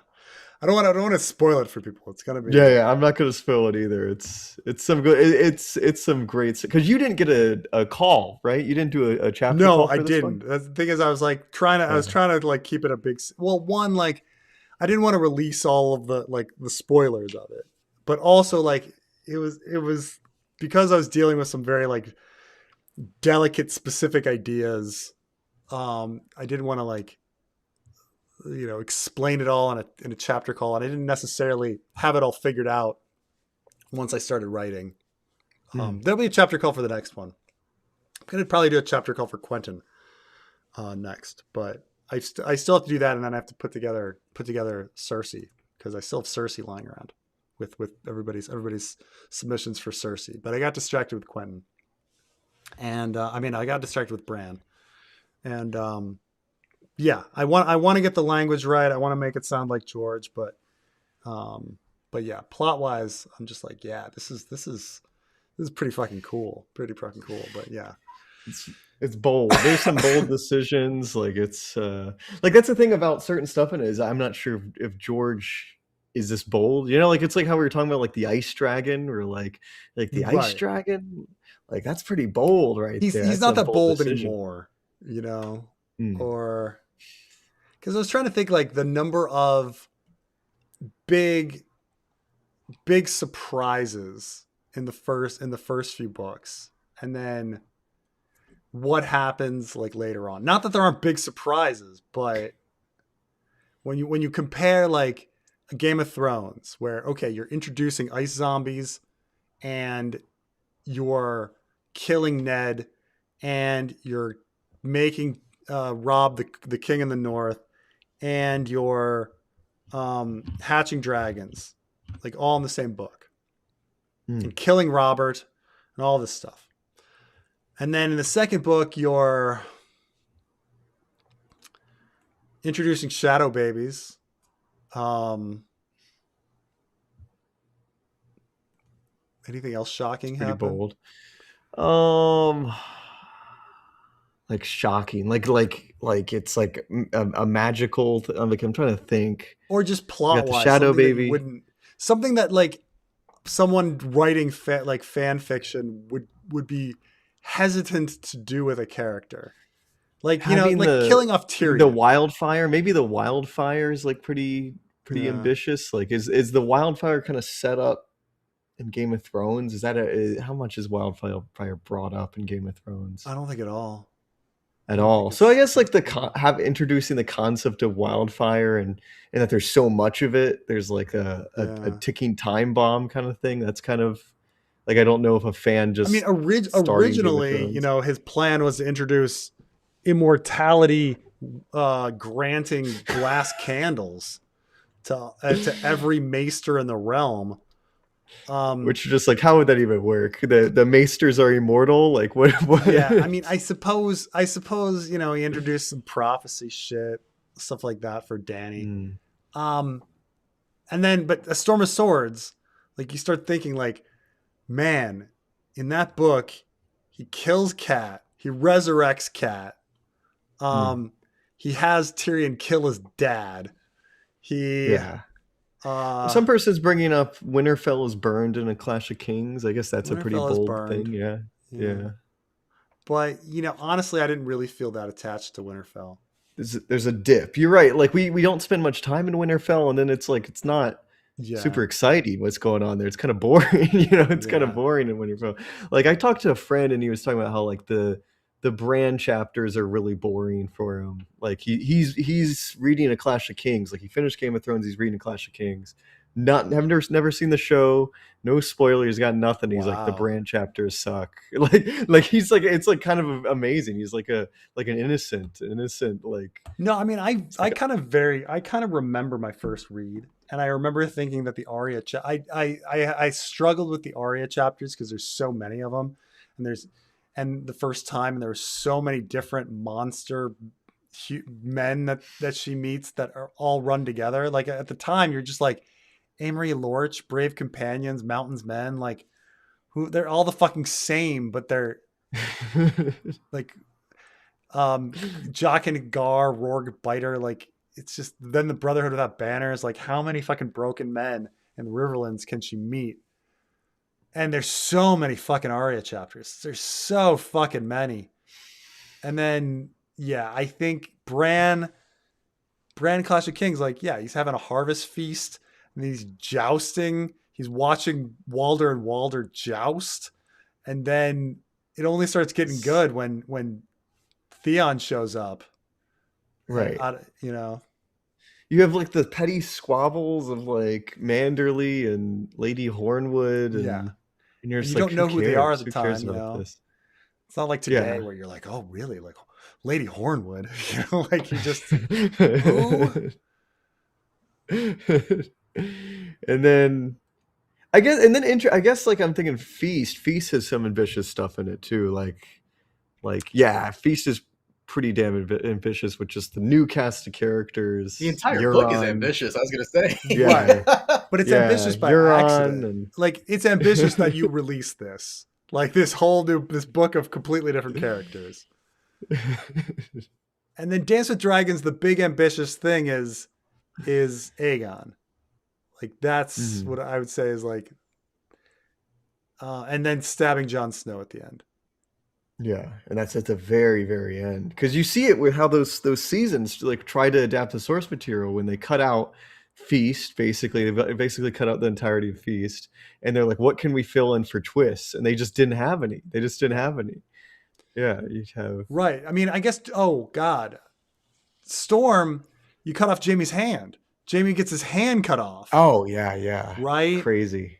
And I mean, I guess Dance. You establish Theon as a cripple, and Dance has Brendan Rivers in it. I guess Bloodraven. Yeah, I guess Bloodraven and Bran's transformation is pretty big. And the elves are the children of the forest are real. Yeah, but they're you're right that we don't have like they're lower. They're not like Ned executed Jaime hand, like these like wildly changing things. Right, like the lack of plot armor that our main characters had. Like I was talking about like Jaime sinking in the lake in Game of Thrones season 7. And how no one thought he was dead. Like, even though he is in armor sinking in a lake. Like 0% chance that anyone would ever fucking survive that. 0 fucking percent chance. And then the next episode, he's just climbing out of the lake. Like it's just never would happen. But we all knew that he wasn't fucking dead. Or the fact that when Jon got stabbed, everyone was like, "Oh, he's absolutely coming back." No one thought he was dead. Mm.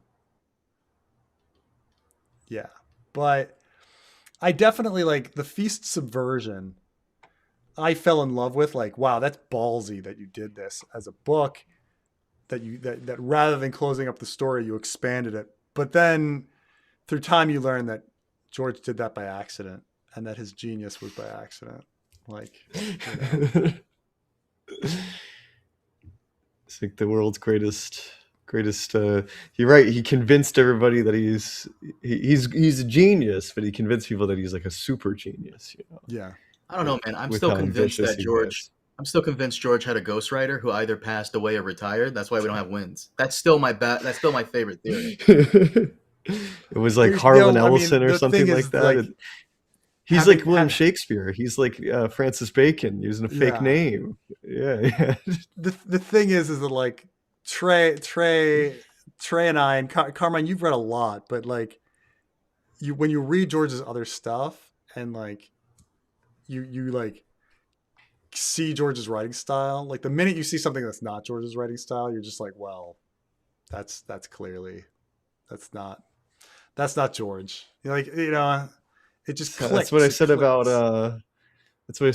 Windhaven. I'm like, this really isn't 100% George. Like, so a lot of the prose is still there, but like, it's not like unfiltered like George R.R. Martin. This is some watered down. It doesn't have that awkward edge that George R.R. Martin has, right? Like that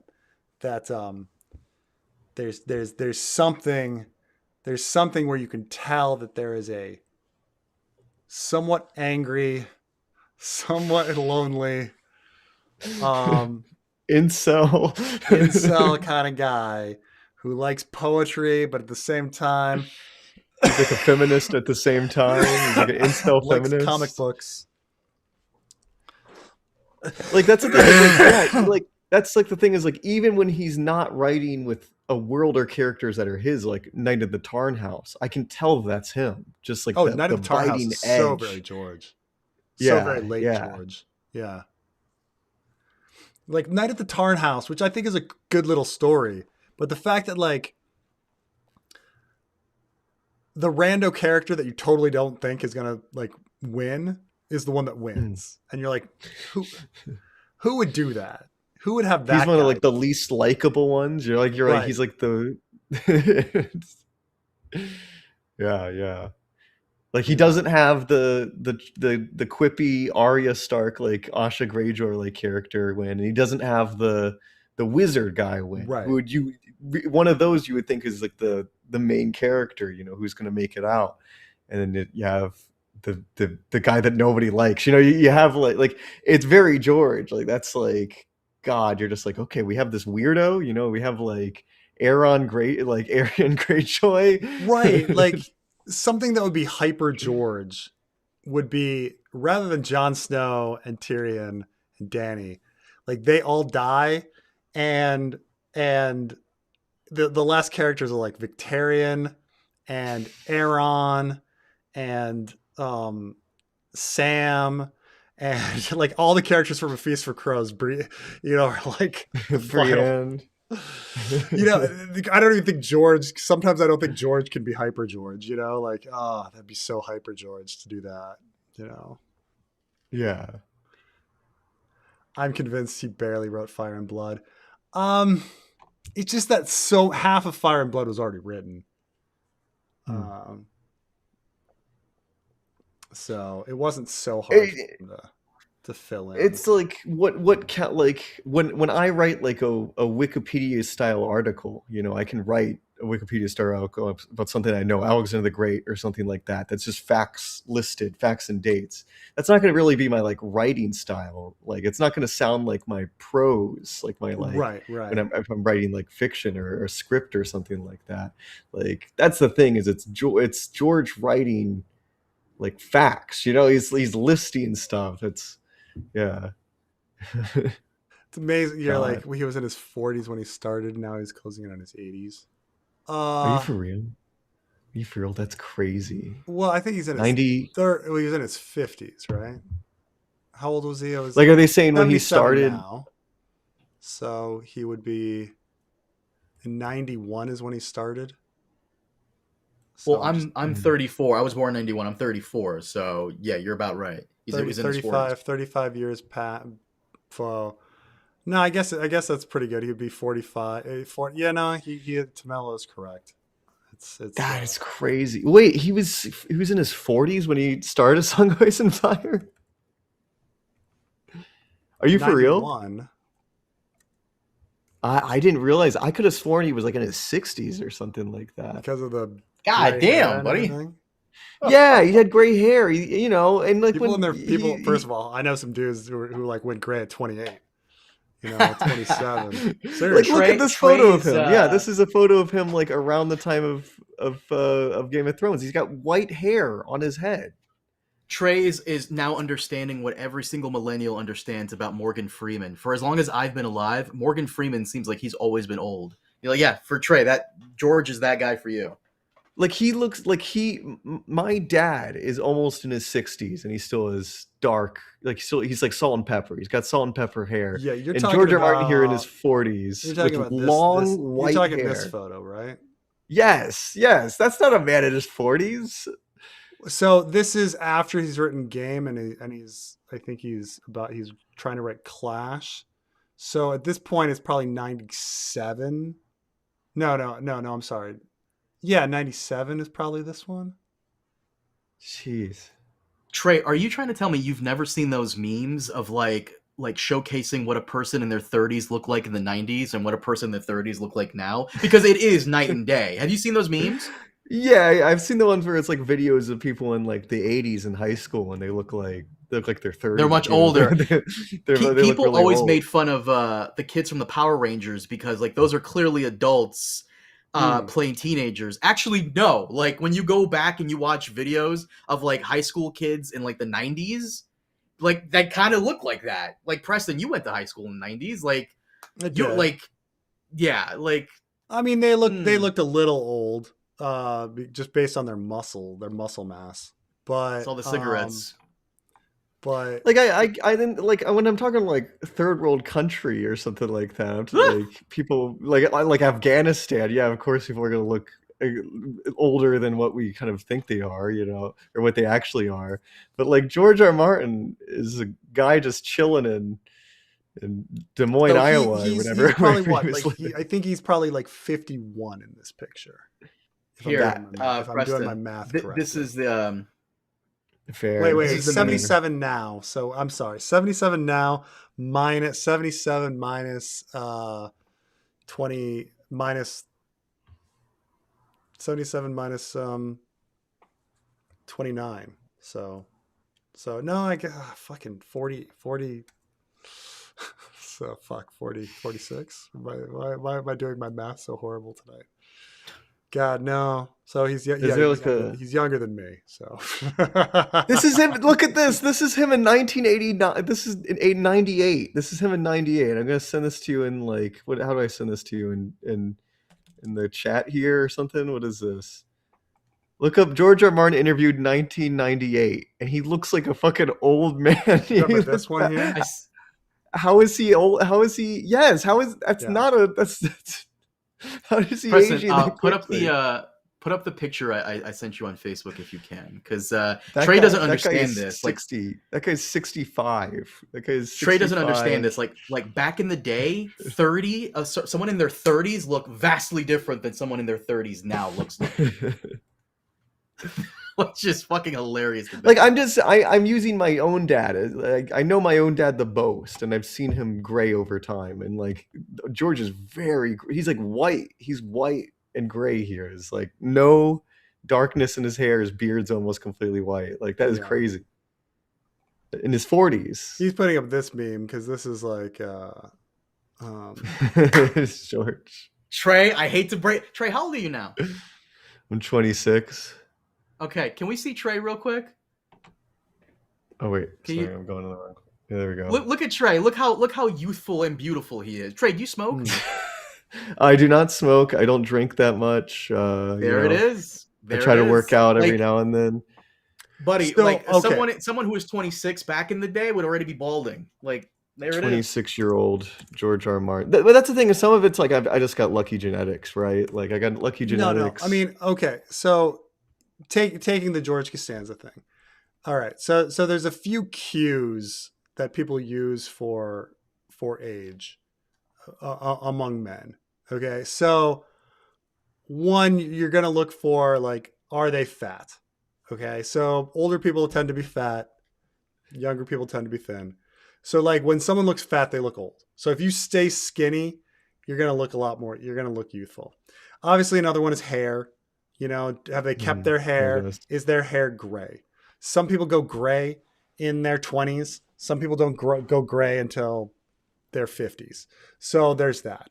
Mm, Like my hair, it's salt and pepper now and only mm. now. So like I looked pretty before I lost my hair, like I looked pretty youthful. Like people like at 40, at like 30, you know, people knew me here. I mean, you know, but people thought I was a lot. Show him People the thought, picture of you.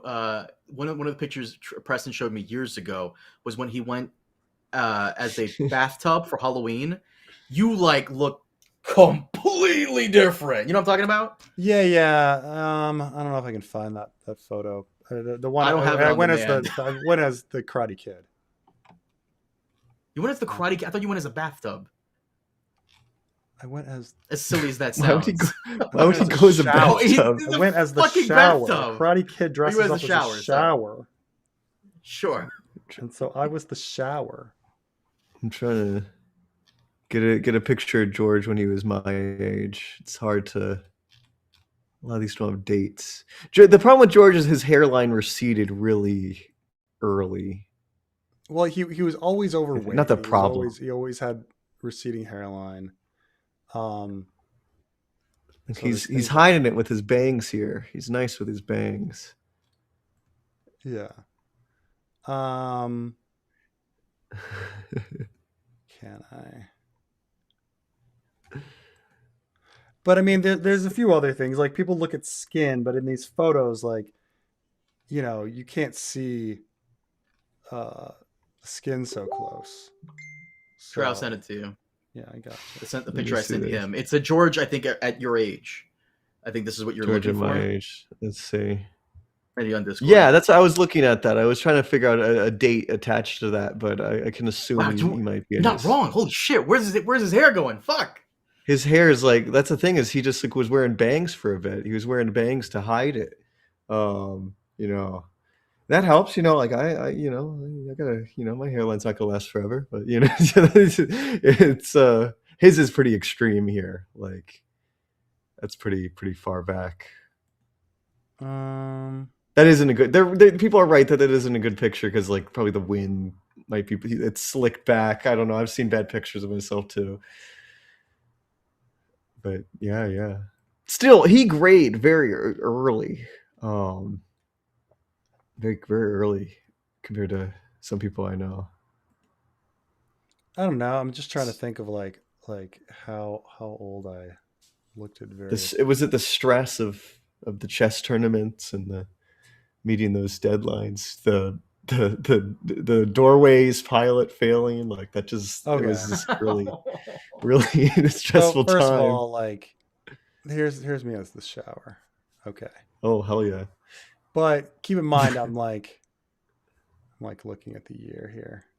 I mean, this is 18 You years look good. ago. That's Handsome 18 man, years dude. ago. So I 18 mean, years. what are you gonna do? That's the look of a man who's gonna tell you all about that Dornish master plan, baby. Oh. Yeah.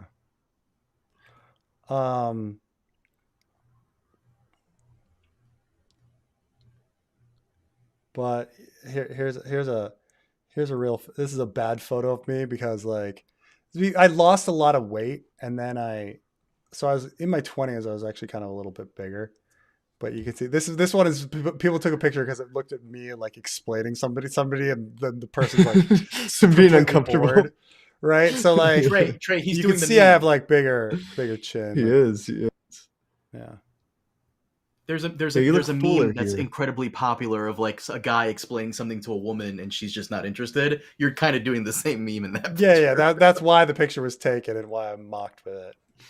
Yes, definitely the situation. But yeah.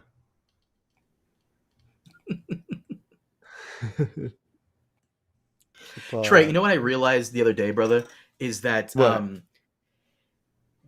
you and Preston are you guys. I realized that there are two types of Ice and Fire fans now. There are people who love Ice and Fire because they love the way George wrote it, and people who now love Ice and Fire, like the Gen Z kids, because all the characters look like anime characters and they really are just trying to do Team Jacob versus Team Edward. Have you noticed that? You have to have noticed that. I I have know you know what noticed I'm this. talking about. There is definitely like a new, I don't know when it started, but there's like a new generation of the Song of Ice and Fire fans who like make art of the characters in like anime style. Which I think And is the really show, cool, but like they're not really fans of George's writing like you and Preston are. They're no, fans of no. like how the characters look. It's become Team They don't Jacob they don't versus en- Team Edward. they don't engage. I don't think they engage with the material in the same way that we do. You know, I don't mean to be mean, rude. That's not me being like, oh, like they don't read all of George R. R. Martin's work. It's just, yeah, they you're right that it's Team J. They're not. I don't know if they're thinking about like themes. You know, like what is George saying about war and patriarchy and all this kind of stuff. The Team Green Free versus Team will. Black thing is it's so fucking cringe, and I'm so glad there's a clip of going around of George saying, "Well, there's Team Green and Team Black, and I guess I'm a little bit of both, whatever." And then he just moves on from it. Thank God, stop. Oh, it's so lame, on so first cringe. read, when Bran gets his werewood chair in the cave and dance, did you think he was ever leaving? I didn't. I wonder if the ending D&D got from him was happening even if George finished. Um, I think I on first read, and I'm going back to like what like um yes, I think on first read I did think he was going to leave, and that's only because Brand 3 is so creepy that it feels like he's detecting something evil going on. And that he would want to run away from it. I think later on, well after this first read, like it occurred to me that the werewood net was heaven and the gods were gods, and there was a stand-in for religion, and that you need to kill God in a Nietzsche existential sense. But I'm trying to think of like if I thought in the middle there if he would ever just kind of stay in that chair forever. Um, and I don't know. knowing Yeah. knowing what we like, okay, in a world where we didn't get D&D's Game of Thrones, and now that I've read George's previous work, I fully would have believed that Bran is never like Bran is either never leaving the tree, or he's going to do the all yesterdays, or whatever, for another yesterday Oh, thing where he kills himself and shoots his consciousness back in time, or like like the a full dwarf. butterfly effect ending. You saw Yeah. butterfly effect, right? Where he just kills himself to Yes. like restart. Yeah. That could have been the ending. Yeah, that I that think I George think has I like this must have this played with that idea bittersweet too. this bittersweet, like, in order to change the change things, In change the order to future, save change, everyone, I have to die. I have to die. So it's like, yeah, I have to give up my Yeah. body. The thing is like I think for a long time I was first of all I was resisting time traveling Bran forever. I resisted time traveling Bran probably up until Hold the Door, like the Hold the Door episode. After Hold the Door episode, I was like, "Fuck no, it's just true." Like I was really really resisting it. That was part of the irrational resistance of time traveling Bran. Are you serious? Um, Because I only know about time traveling Bran anything because of you. Like you're. mhm. I always thought you were patient zero on this. No, no, no, no, no. Here's the funny thing is I remember the guy like a couple posts, like people would, like every once in a while, like it wasn't very often, but every once in a while, someone would post a time traveling Bran thread, and it would get locked and like or like dismissed because the people saw it as trolling. They're just like, no, like this is just this isn't a thing, and like and they would explain like, no, if you go into Clash of Kings, like the entire meaning, like the when Ghost meets the werewood with Bran, like that doesn't make any sense unless it's like there's time travel going on, because nothing. And then people would argue, no, if you go to the end of A Clash of Kings, he talks about that interaction, and then people are like, but that interaction doesn't make sense, like that doesn't line up. And you know, with the degree of author error, especially author error late Clash of Kings, I mean, and how fucking nonsensical John's like plot is in late Clash of Kings, like you could chalk up that whole thing as nothing, you know, like who fucking cares that Ghost found this fucking weird werewood vision in the middle of the Frostfangs, like you could dismiss it. Though you clearly, like Ned also like looks around and is like, Bran, like it's clearly like there, the time travel. But we were all just like, no, he can't be fucking introducing time travel this late in the story. That would be fucking stupid. And everyone, I was one of it. I was completely convinced that no, there's no time travel. There's something else is going on. And once Hold the Door, the episode came out, I was just like, fuck. No, time traveling Bran is completely real. I was stupid. I should have believed that one guy that everybody fucking hated that was posting about I would it. love for you to do a video on this, because like maybe a little one, because again, I know time traveling Bran from you. Like that is what at the community at the moment attributes to I did you. not come up with but time you're telling me Bran, no. It comes from before that. It comes from way before season 6. But I say it was a very, and when I say like very small, very hated, like Quentin is alive people were more common than fucking time traveling Bran. R plus L equals D was much more commonly believed than time traveling Bran. Like time traveling Bran, there was a visceral hatred of it, like on a level of like that would fundamentally ruin the story. Why would you do that? Wow. I mean, take it another way. I mean, when time travel showed up in Star Wars, how did you feel about that? Time travel and fucking Star. Oh, yeah. Oh, are you talking about the Rebels stuff? Yeah. I just didn't acknowledge it. You just didn't acknowledge it, right? Like, yeah. But now it's in fucking Ahsoka, and so. Preston, the way you describe your reaction to time traveling Bran is how I felt about the others in the show being nothing. You know, like they're just a force of evil. Because I still resist that to this day. I'm like, that is stupid. I think one of the big things where I thought Bran would leave is that I really kind of got into this idea that and the big story that changed that made me think about this was Dark were the tunnels. Like once I read Dark were the tunnels, I was like, oh fuck, like the others, like maybe we're just perceiving them as evil. There needs to be some sort of like we're just not communicating with them well. We need some sort of like discussion, some diplomacy, because so many of George's stories are about misunderstandings of diplomacy, you know. And Guardians, you know, the tough voyaging Guardians. You're like, wow, like absolutely, those monsters weren't actually evil the whole time, right? Yeah. And so I thought that about the others too, but and then when I went to that dinner and the woman asked him point blank, are the others just evil, or is there something more to them? And he said, you're going to have to keep on reading. I was like, oh, how is that? But no, they're just apparently in the show, they're just evil. So they're just what did the show have them? They're like death itself. They're like the show had them.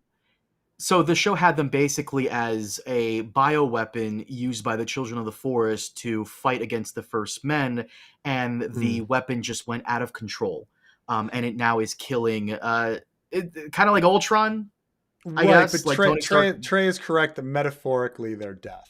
Like Yeah, metaphorically, Mm. metaphor. they are death, and the way you defeat death in the end is a good story. Fucking a, fucking a. I'm not It's even making a joke. Like that's literally No, I know. Sam pretty much it's summed it Star up Trek. for us. It's Star I Trek hate too. it. Like as you know, as long as you remember them, they're not really dead. Like remember Nan's stories. Like it's that. It's Coco. It's Coco. And that's good. Coco's good, and the Nan story thing's good. I don't need that to be like the resolution of the antagonist. Like this thing that you've been hyping up and, Well, and make it very exciting. The difference between Coco and that is Coco is the start of the story where you're saying, well, starting with this, what are we going to do with it?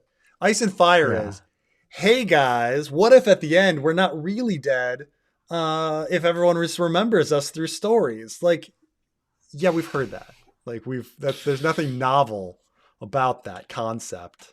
Um, like all of us kind of believe that. Like as long as we have a legacy of some sort, it's okay that we die because our acts on Earth like live on. Like that's how Hmm. everyone lives their lives.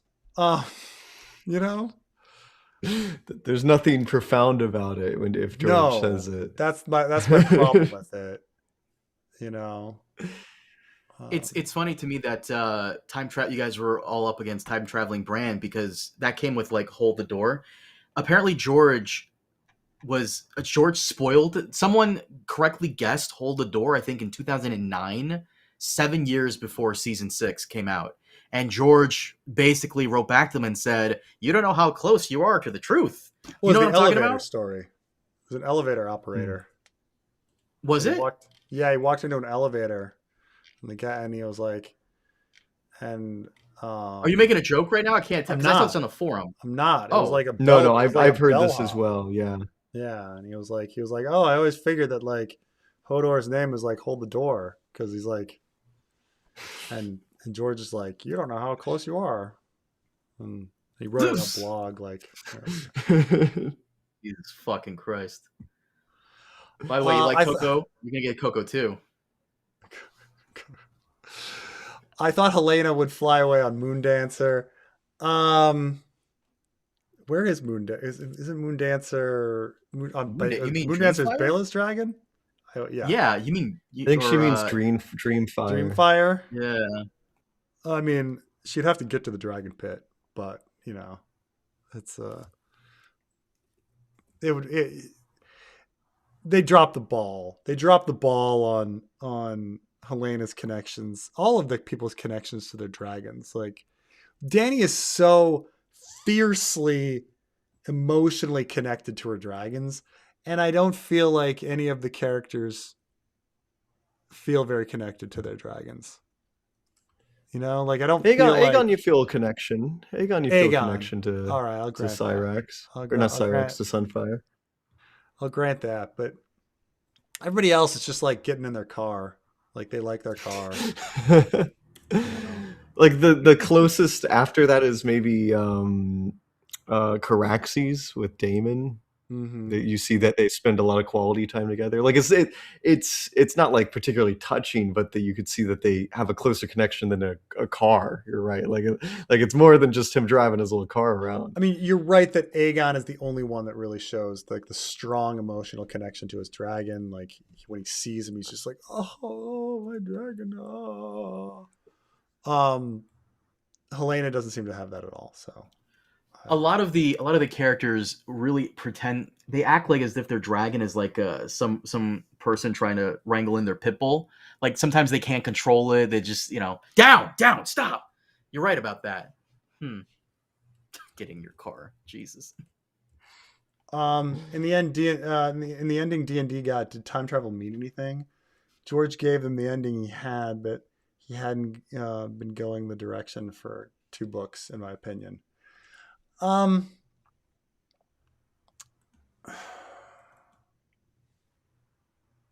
that's the thing is like when I think about time travel in the books, it's like, well, that's how that explains prophecy. You know, like he's been there in the future, therefore he knows kind of what happens. Um, but does the time travel mean anything in the show? It it kind of only some people like got the impression at the end that Bran planned it all. Like I have heard people that have watched the show that are like, "Oh, I got the impression where he's just like, why do you think I came all this way?" When he said that, he's like, "Why do you think I came all this way?" That it was some grand master plan. Um, that everything that happened in the story is a master plan, and that only really made sense if there was some time travel element to it. Though explaining precisely what that time travel element was is difficult. But that like he's able to time travel, so maybe he's getting these events all through time, then he's sending it to himself, and then he's able to sit on the throne. But some people said they got that idea that like when he said, "Well, why do you think I came all this way?" That he very well knew that they were going to crown him king. And how would he know that that they would crown him king? I mean, prophecy for the sake of prophecy, I suppose. Like if you're the author of the Mad King play and House of the Dragon, where you just have prophecy for the sake of prophecy.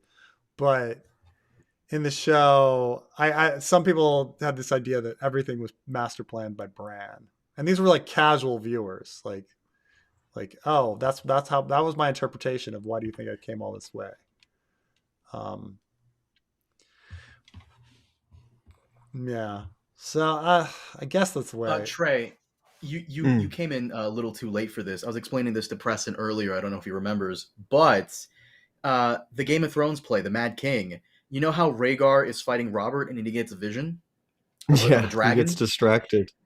So he gets distracted by Drogon, and it's Danny who is causing Rhaegar to be distracted in that fight because Danny appears to Rhaegar in the play during that fight because it's her from the House of the Undying in Fuck Clash. off. Fuck off. So Fuck that. Danny is somehow, according to the So play, going back in time and fucking with Rhaegar's important fight against Robert and unintentionally causes him to lose. whoever wrote that should be tried. Should be imprisoned. Should be imprisoned. War crimes, yes. Against Also, the invention. That's awful. Also, Rhaenys, Rhaegar's daughter Rhaenys is a dreamer. Apparently she's Sure, having. why not? Fuck it. Did you see that? Did you see that thing with Condal? He's like, when a dreamer dies. Yeah, The rarest Right. thing is a dreamer. Like, what the fuck are you talking about? I know. I mean, I went on this long rant already because it's just like, I mean, am I being crazy? Am I imagining it? Like, isn't it clearly like Quaithe who is sending the visions to Danny? Isn't it like that established? Yeah. I understand that if you're a casual, you're not going to catch that, but like, it. So now I have to like bring this up because so I don't feel like I don't seem like a fucking madman. But like, when you get to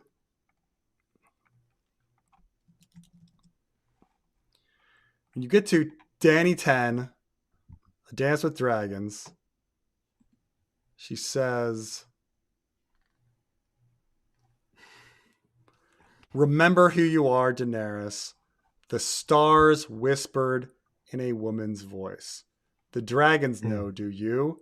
So we know that he says, I'll bring this up just so everyone knows what I'm fucking toes. I don't look like a fucking madman, okay? Then she saw her mask was made of starlight. Remember who you are, Daenerys. The stars whispered in a woman's voice. The dragons know, do you? Okay. Stars whispering is Quaithe. Okay. So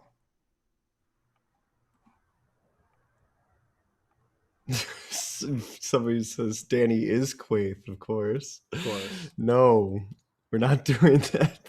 We're not doing this. After that, for a long time, there was only pain, the fire within her, the whispering of stars. She woke to the taste of ashes. So, now granted, maybe George, it's George, so he's going to stumble upon the same fucking metaphor. But you'd think if he's doing a vision scene, he's going to go back to other vision scenes. This is Danny 10, that's her walking towards the house of the red door. Like that's that whole fucking chapter. And here she's saying, remember who you are and all that. So stars whispering, stars fucking whispering. So this implies that all the fucking visions in a Game of Thrones were sent by Quaithe the whole fucking time. Did George know what he was doing? Did he know this when he was writing? Probably not. I mean, he is writing this stuff on the fly, but nonetheless, retconned in there. It's fucking Quaithe. Okay, Quaithe sent the goddamn visions. Okay, Aemon is sent visions from Aleros because he talks about the Sphinx when he's on the fucking boat. Daemon Blackfire II has those visions, and then it's implied that it's Bloodraven. Like Darren the Drunkard, we don't know who sent him the fucking visions, but there's like a puppet master aspect to the Hedge Knight. Bran is getting visions from Bloodraven or the Three-Eyed Crow or time traveling Bran, but he's getting sent them. So like, it's just why they need to have dragon dreamers who receive prophecies independent of anything. I don't understand. Like House of the Dragon does it, the Mad King does it. I don't like. I get it that if you're not a psycho super fan, you didn't catch Whispering of Stars. Okay, but what, like, I don't know. Carmine, okay, did we get closure on if Danny in the Mad King play is bald or not? I'll ask right now. So one of the main person compiling all of the Mad King stuff, she's a friend of mine. I have her here on demand. I can just ask her right now and she'll tell me. But I can also ask In Deep Geek. Apparently he lives there at Stratford upon Avon. Not actually lives there, but I don't know if you've seen his Twitter, Trey. Homeboy is just like taking pictures almost every single day of him there. So it's like, so Trey, did you see the God. Vision Quest trailer? No, what the heck is Vision Quest? Was it? So Paul Bettany is like working at this bar in Scotland, and she's like, "Where are you living these days?" And he's like, "Oh, it's just like me at home alone." And then she leaves, and he goes into a closet, and then just like shuts down as a robot, and that's like he's been living in a fucking closet. Are you saying In Deep Geek just lives in the fucking the place? He watches the play, and then afterwards he just shuts down in a closet, like Vision. And then he goes out again and he sees the play. I hate to bring it back to this, but to what Josh Hoffman here was saying, the stuff in the TV show, I'm sorry, it still makes no sense. The time travel only makes sense in the way where it's a loop, and they're trying to get the loop correct, and they're trying to maybe next time it'll work. That's the only way the whole time travel thing works. It's like a cycle, and they're trying to fix it every time, and they keep failing. That's the only way it works, but they didn't do that. The Groundhog's Day, I think it's Groundhog's Day,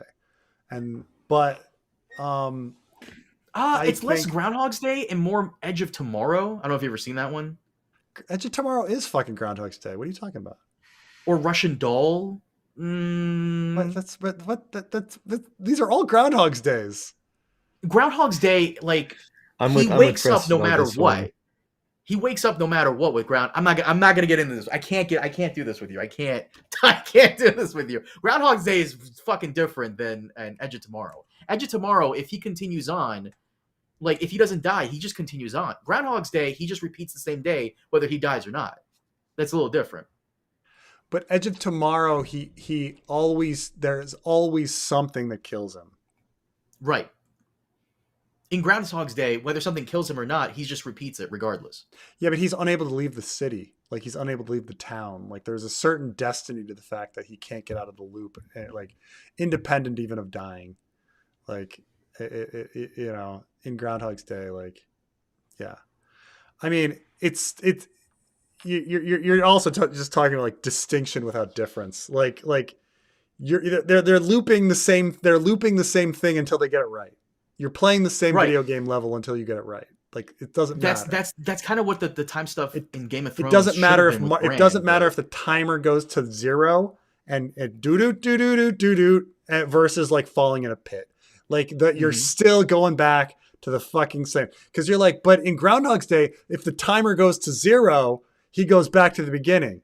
And in Edge of Tomorrow, he just keeps falling in the pits and getting hit by Goombas. It doesn't fucking matter. It's the same fucking thing. You're going back. It's doo doo doo doo doo doo doo, and you're back at the beginning. Whatever. The point is, in Game of Thrones, the whole Bran thing, the whole time travel thing, only would have made sense had Bran just been going back every single time to try to get it right, and he couldn't get it right. So, and they didn't do that. That wasn't a thing there. So, right. Should Well, time travel really been there? Not really. You know, people like. I think a lot of viewers like stable time loops as in fiction, because time travel doesn't make any fucking sense, but stable time loops appear to make sense because it's a closed story and all the events kind of lead to each other. But it also makes the story fucking pointless. Like no one has any fucking free will. Like what starts the time loop in the first place? Who fucking cares? So George, you know, it's not that he's written time travel stories very often, but the only time travel loop story that he wrote was the Elvis story. And he wrote it in an unusual sense in that the character, through their own free will, chooses to do the loop to keep everything the same because he feels guilty about altering time. He feels guilty about altering time, so he decides as penance, he's going to live out Elvis's life to the T because he feels bad about killing Elvis. Which is weird because at the end he essentially commits suicide on the toilet, drugs himself like Elvis does, in order to die like Elvis. So it's like a very sad George R.R. Martin like way, but it's the only time he's ever time looped. His other time traveling stories don't time loop. I don't know, but viewers like time loops because they make sense. They make more sense than other fucking time travel. Time travel. I gotta finish Russian Doll. You recommended it to me. You recommended me 2 shows a while back. Fleabag, which I finished. I thought it was great. And Russian Doll. No, I recommended you Mrs. Davis. You watched that. Mrs. Davis, I finished, loved it. Fleabag, I finished, loved it. And you also recommended Russian Doll. I gotta watch that. I gotta finish that. Yeah, Unsound Variations is time traveling, but it's not a loop. Unsound you could argue that there's not even time. He's gaslighting them all, right? Yeah, you could argue that there's no, that's what I love about George is the ambiguity. Like Unsound Variations, there's no proof that there's any time travel at all. Though all of the characters accept that there is, but there's not. He doesn't have that many time traveling stories. He has For a Single Yesterday. He has Unsound Variations, and he has Under Siege, and he's got the Elvis. He's got the Elvis story, and that's it. He's got 4 time traveling stories. And For a Single Yesterday, it's ambiguous too if there's time travel. Do you get hard evidence that there's? I guess the song at the end of they can't remember the song. He actually did time travel. Unsound Variations is a time loop experience for someone outside the loop. I don't think so. It's ambiguous. It's ambiguous. I mean, assuming there's time travel, okay, guy comes back, branches off to a new timeline. So there's no loop anywhere.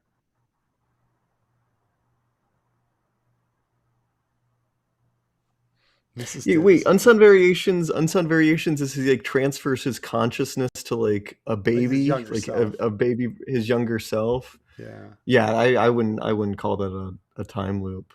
Yeah. No, he's just every time he time travels, he creates a branching timeline, and then they're all like, "Well, you can't ruin, this. You can't ruin in this timeline. You can't ruin our lives anymore." So they're just like, "Oh yeah, you're right. We win." And then he's like, "Fuck," and he commits suicide. That's or goes back in time. Um, Russian Doll season 1. You should definitely finish.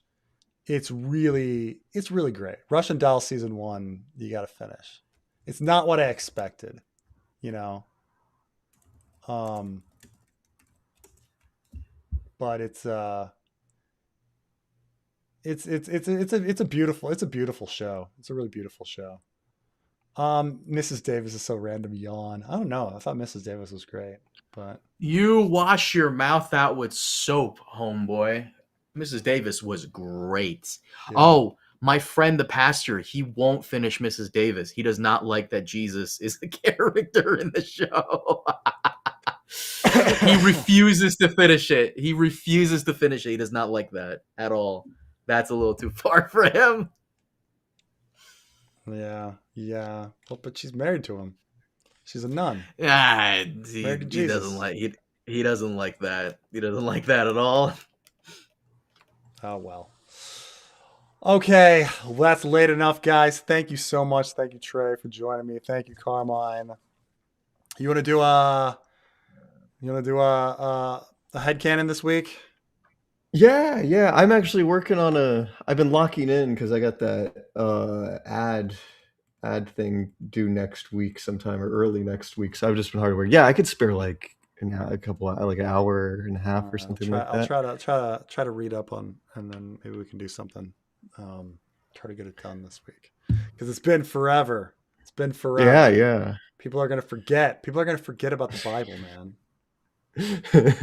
I was my video. My video is all about Jesus's hometown in Nazareth, the one I'm editing right now, and how like Nazareth as a location is not like historically attested until the Bible. So there's like debates on if it even existed. It probably existed as a place That's archaeologically, funny.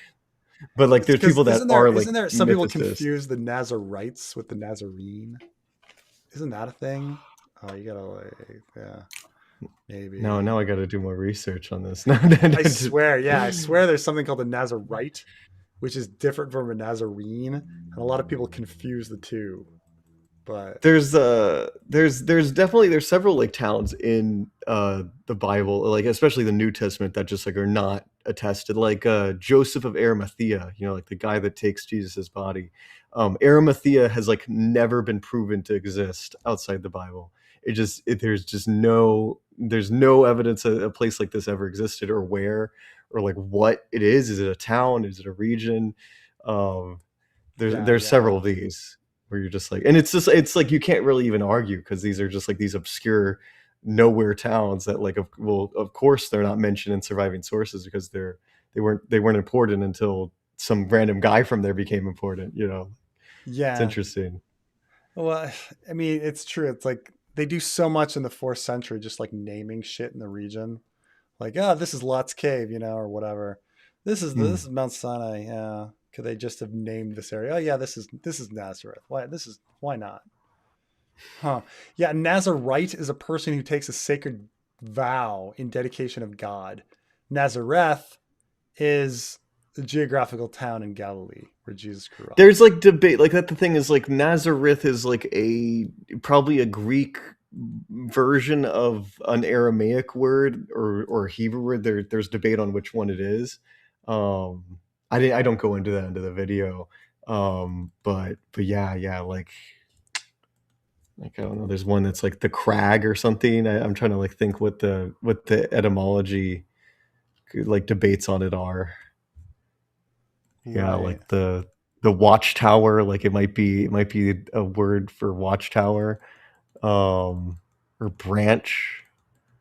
But like that's the thing a lot of people don't realize is that the New Testament is Greek, and there's stuff that is it's filled with stuff that is rendered from a different language, from Aramaic, into Greek. So you're getting these guys like butchering it. Like that's the thing is like Yeah. Nazareth is rendered into Greek several different ways in the New Testament, depending on which author you're following. So like even just like how it sounded its original, we don't like. There's debates. Like is it Nazareth? Is it Nazareth? Is it Nazareth? Like is there a th? Um, there's it's interesting and it's I don't know, headcanon is a good hook to get the people in. I know. I didn't know this information. Well, I think Jesus returning to Nazareth because like the Mark doesn't start with the nativity, so you don't really get to Jesus's origins until later. Till Right, like in chapter his 6 or something. nonsensical origins. Yes, yeah, yeah. Like he returns to Nazareth. That's like the closest you get in Mark is he returns to Nazareth, and they call it like his hometown. Okay, We're okay. given every indication he was born there, um, even though they try to retcon that later. So yeah, yeah. What are you trying to say? That like the Bethlehem and flight to Egypt story doesn't make any sense? How maybe. how dare you? How dare you? God, I don't want to keep you up. There's like they made us watch. I need to dig it up. Like in church, they would at Christmas time for the Christmas service, they would play this little animation, this little cartoon that was making fun of people that point out the inconsistencies between the two gospels on the nativity story.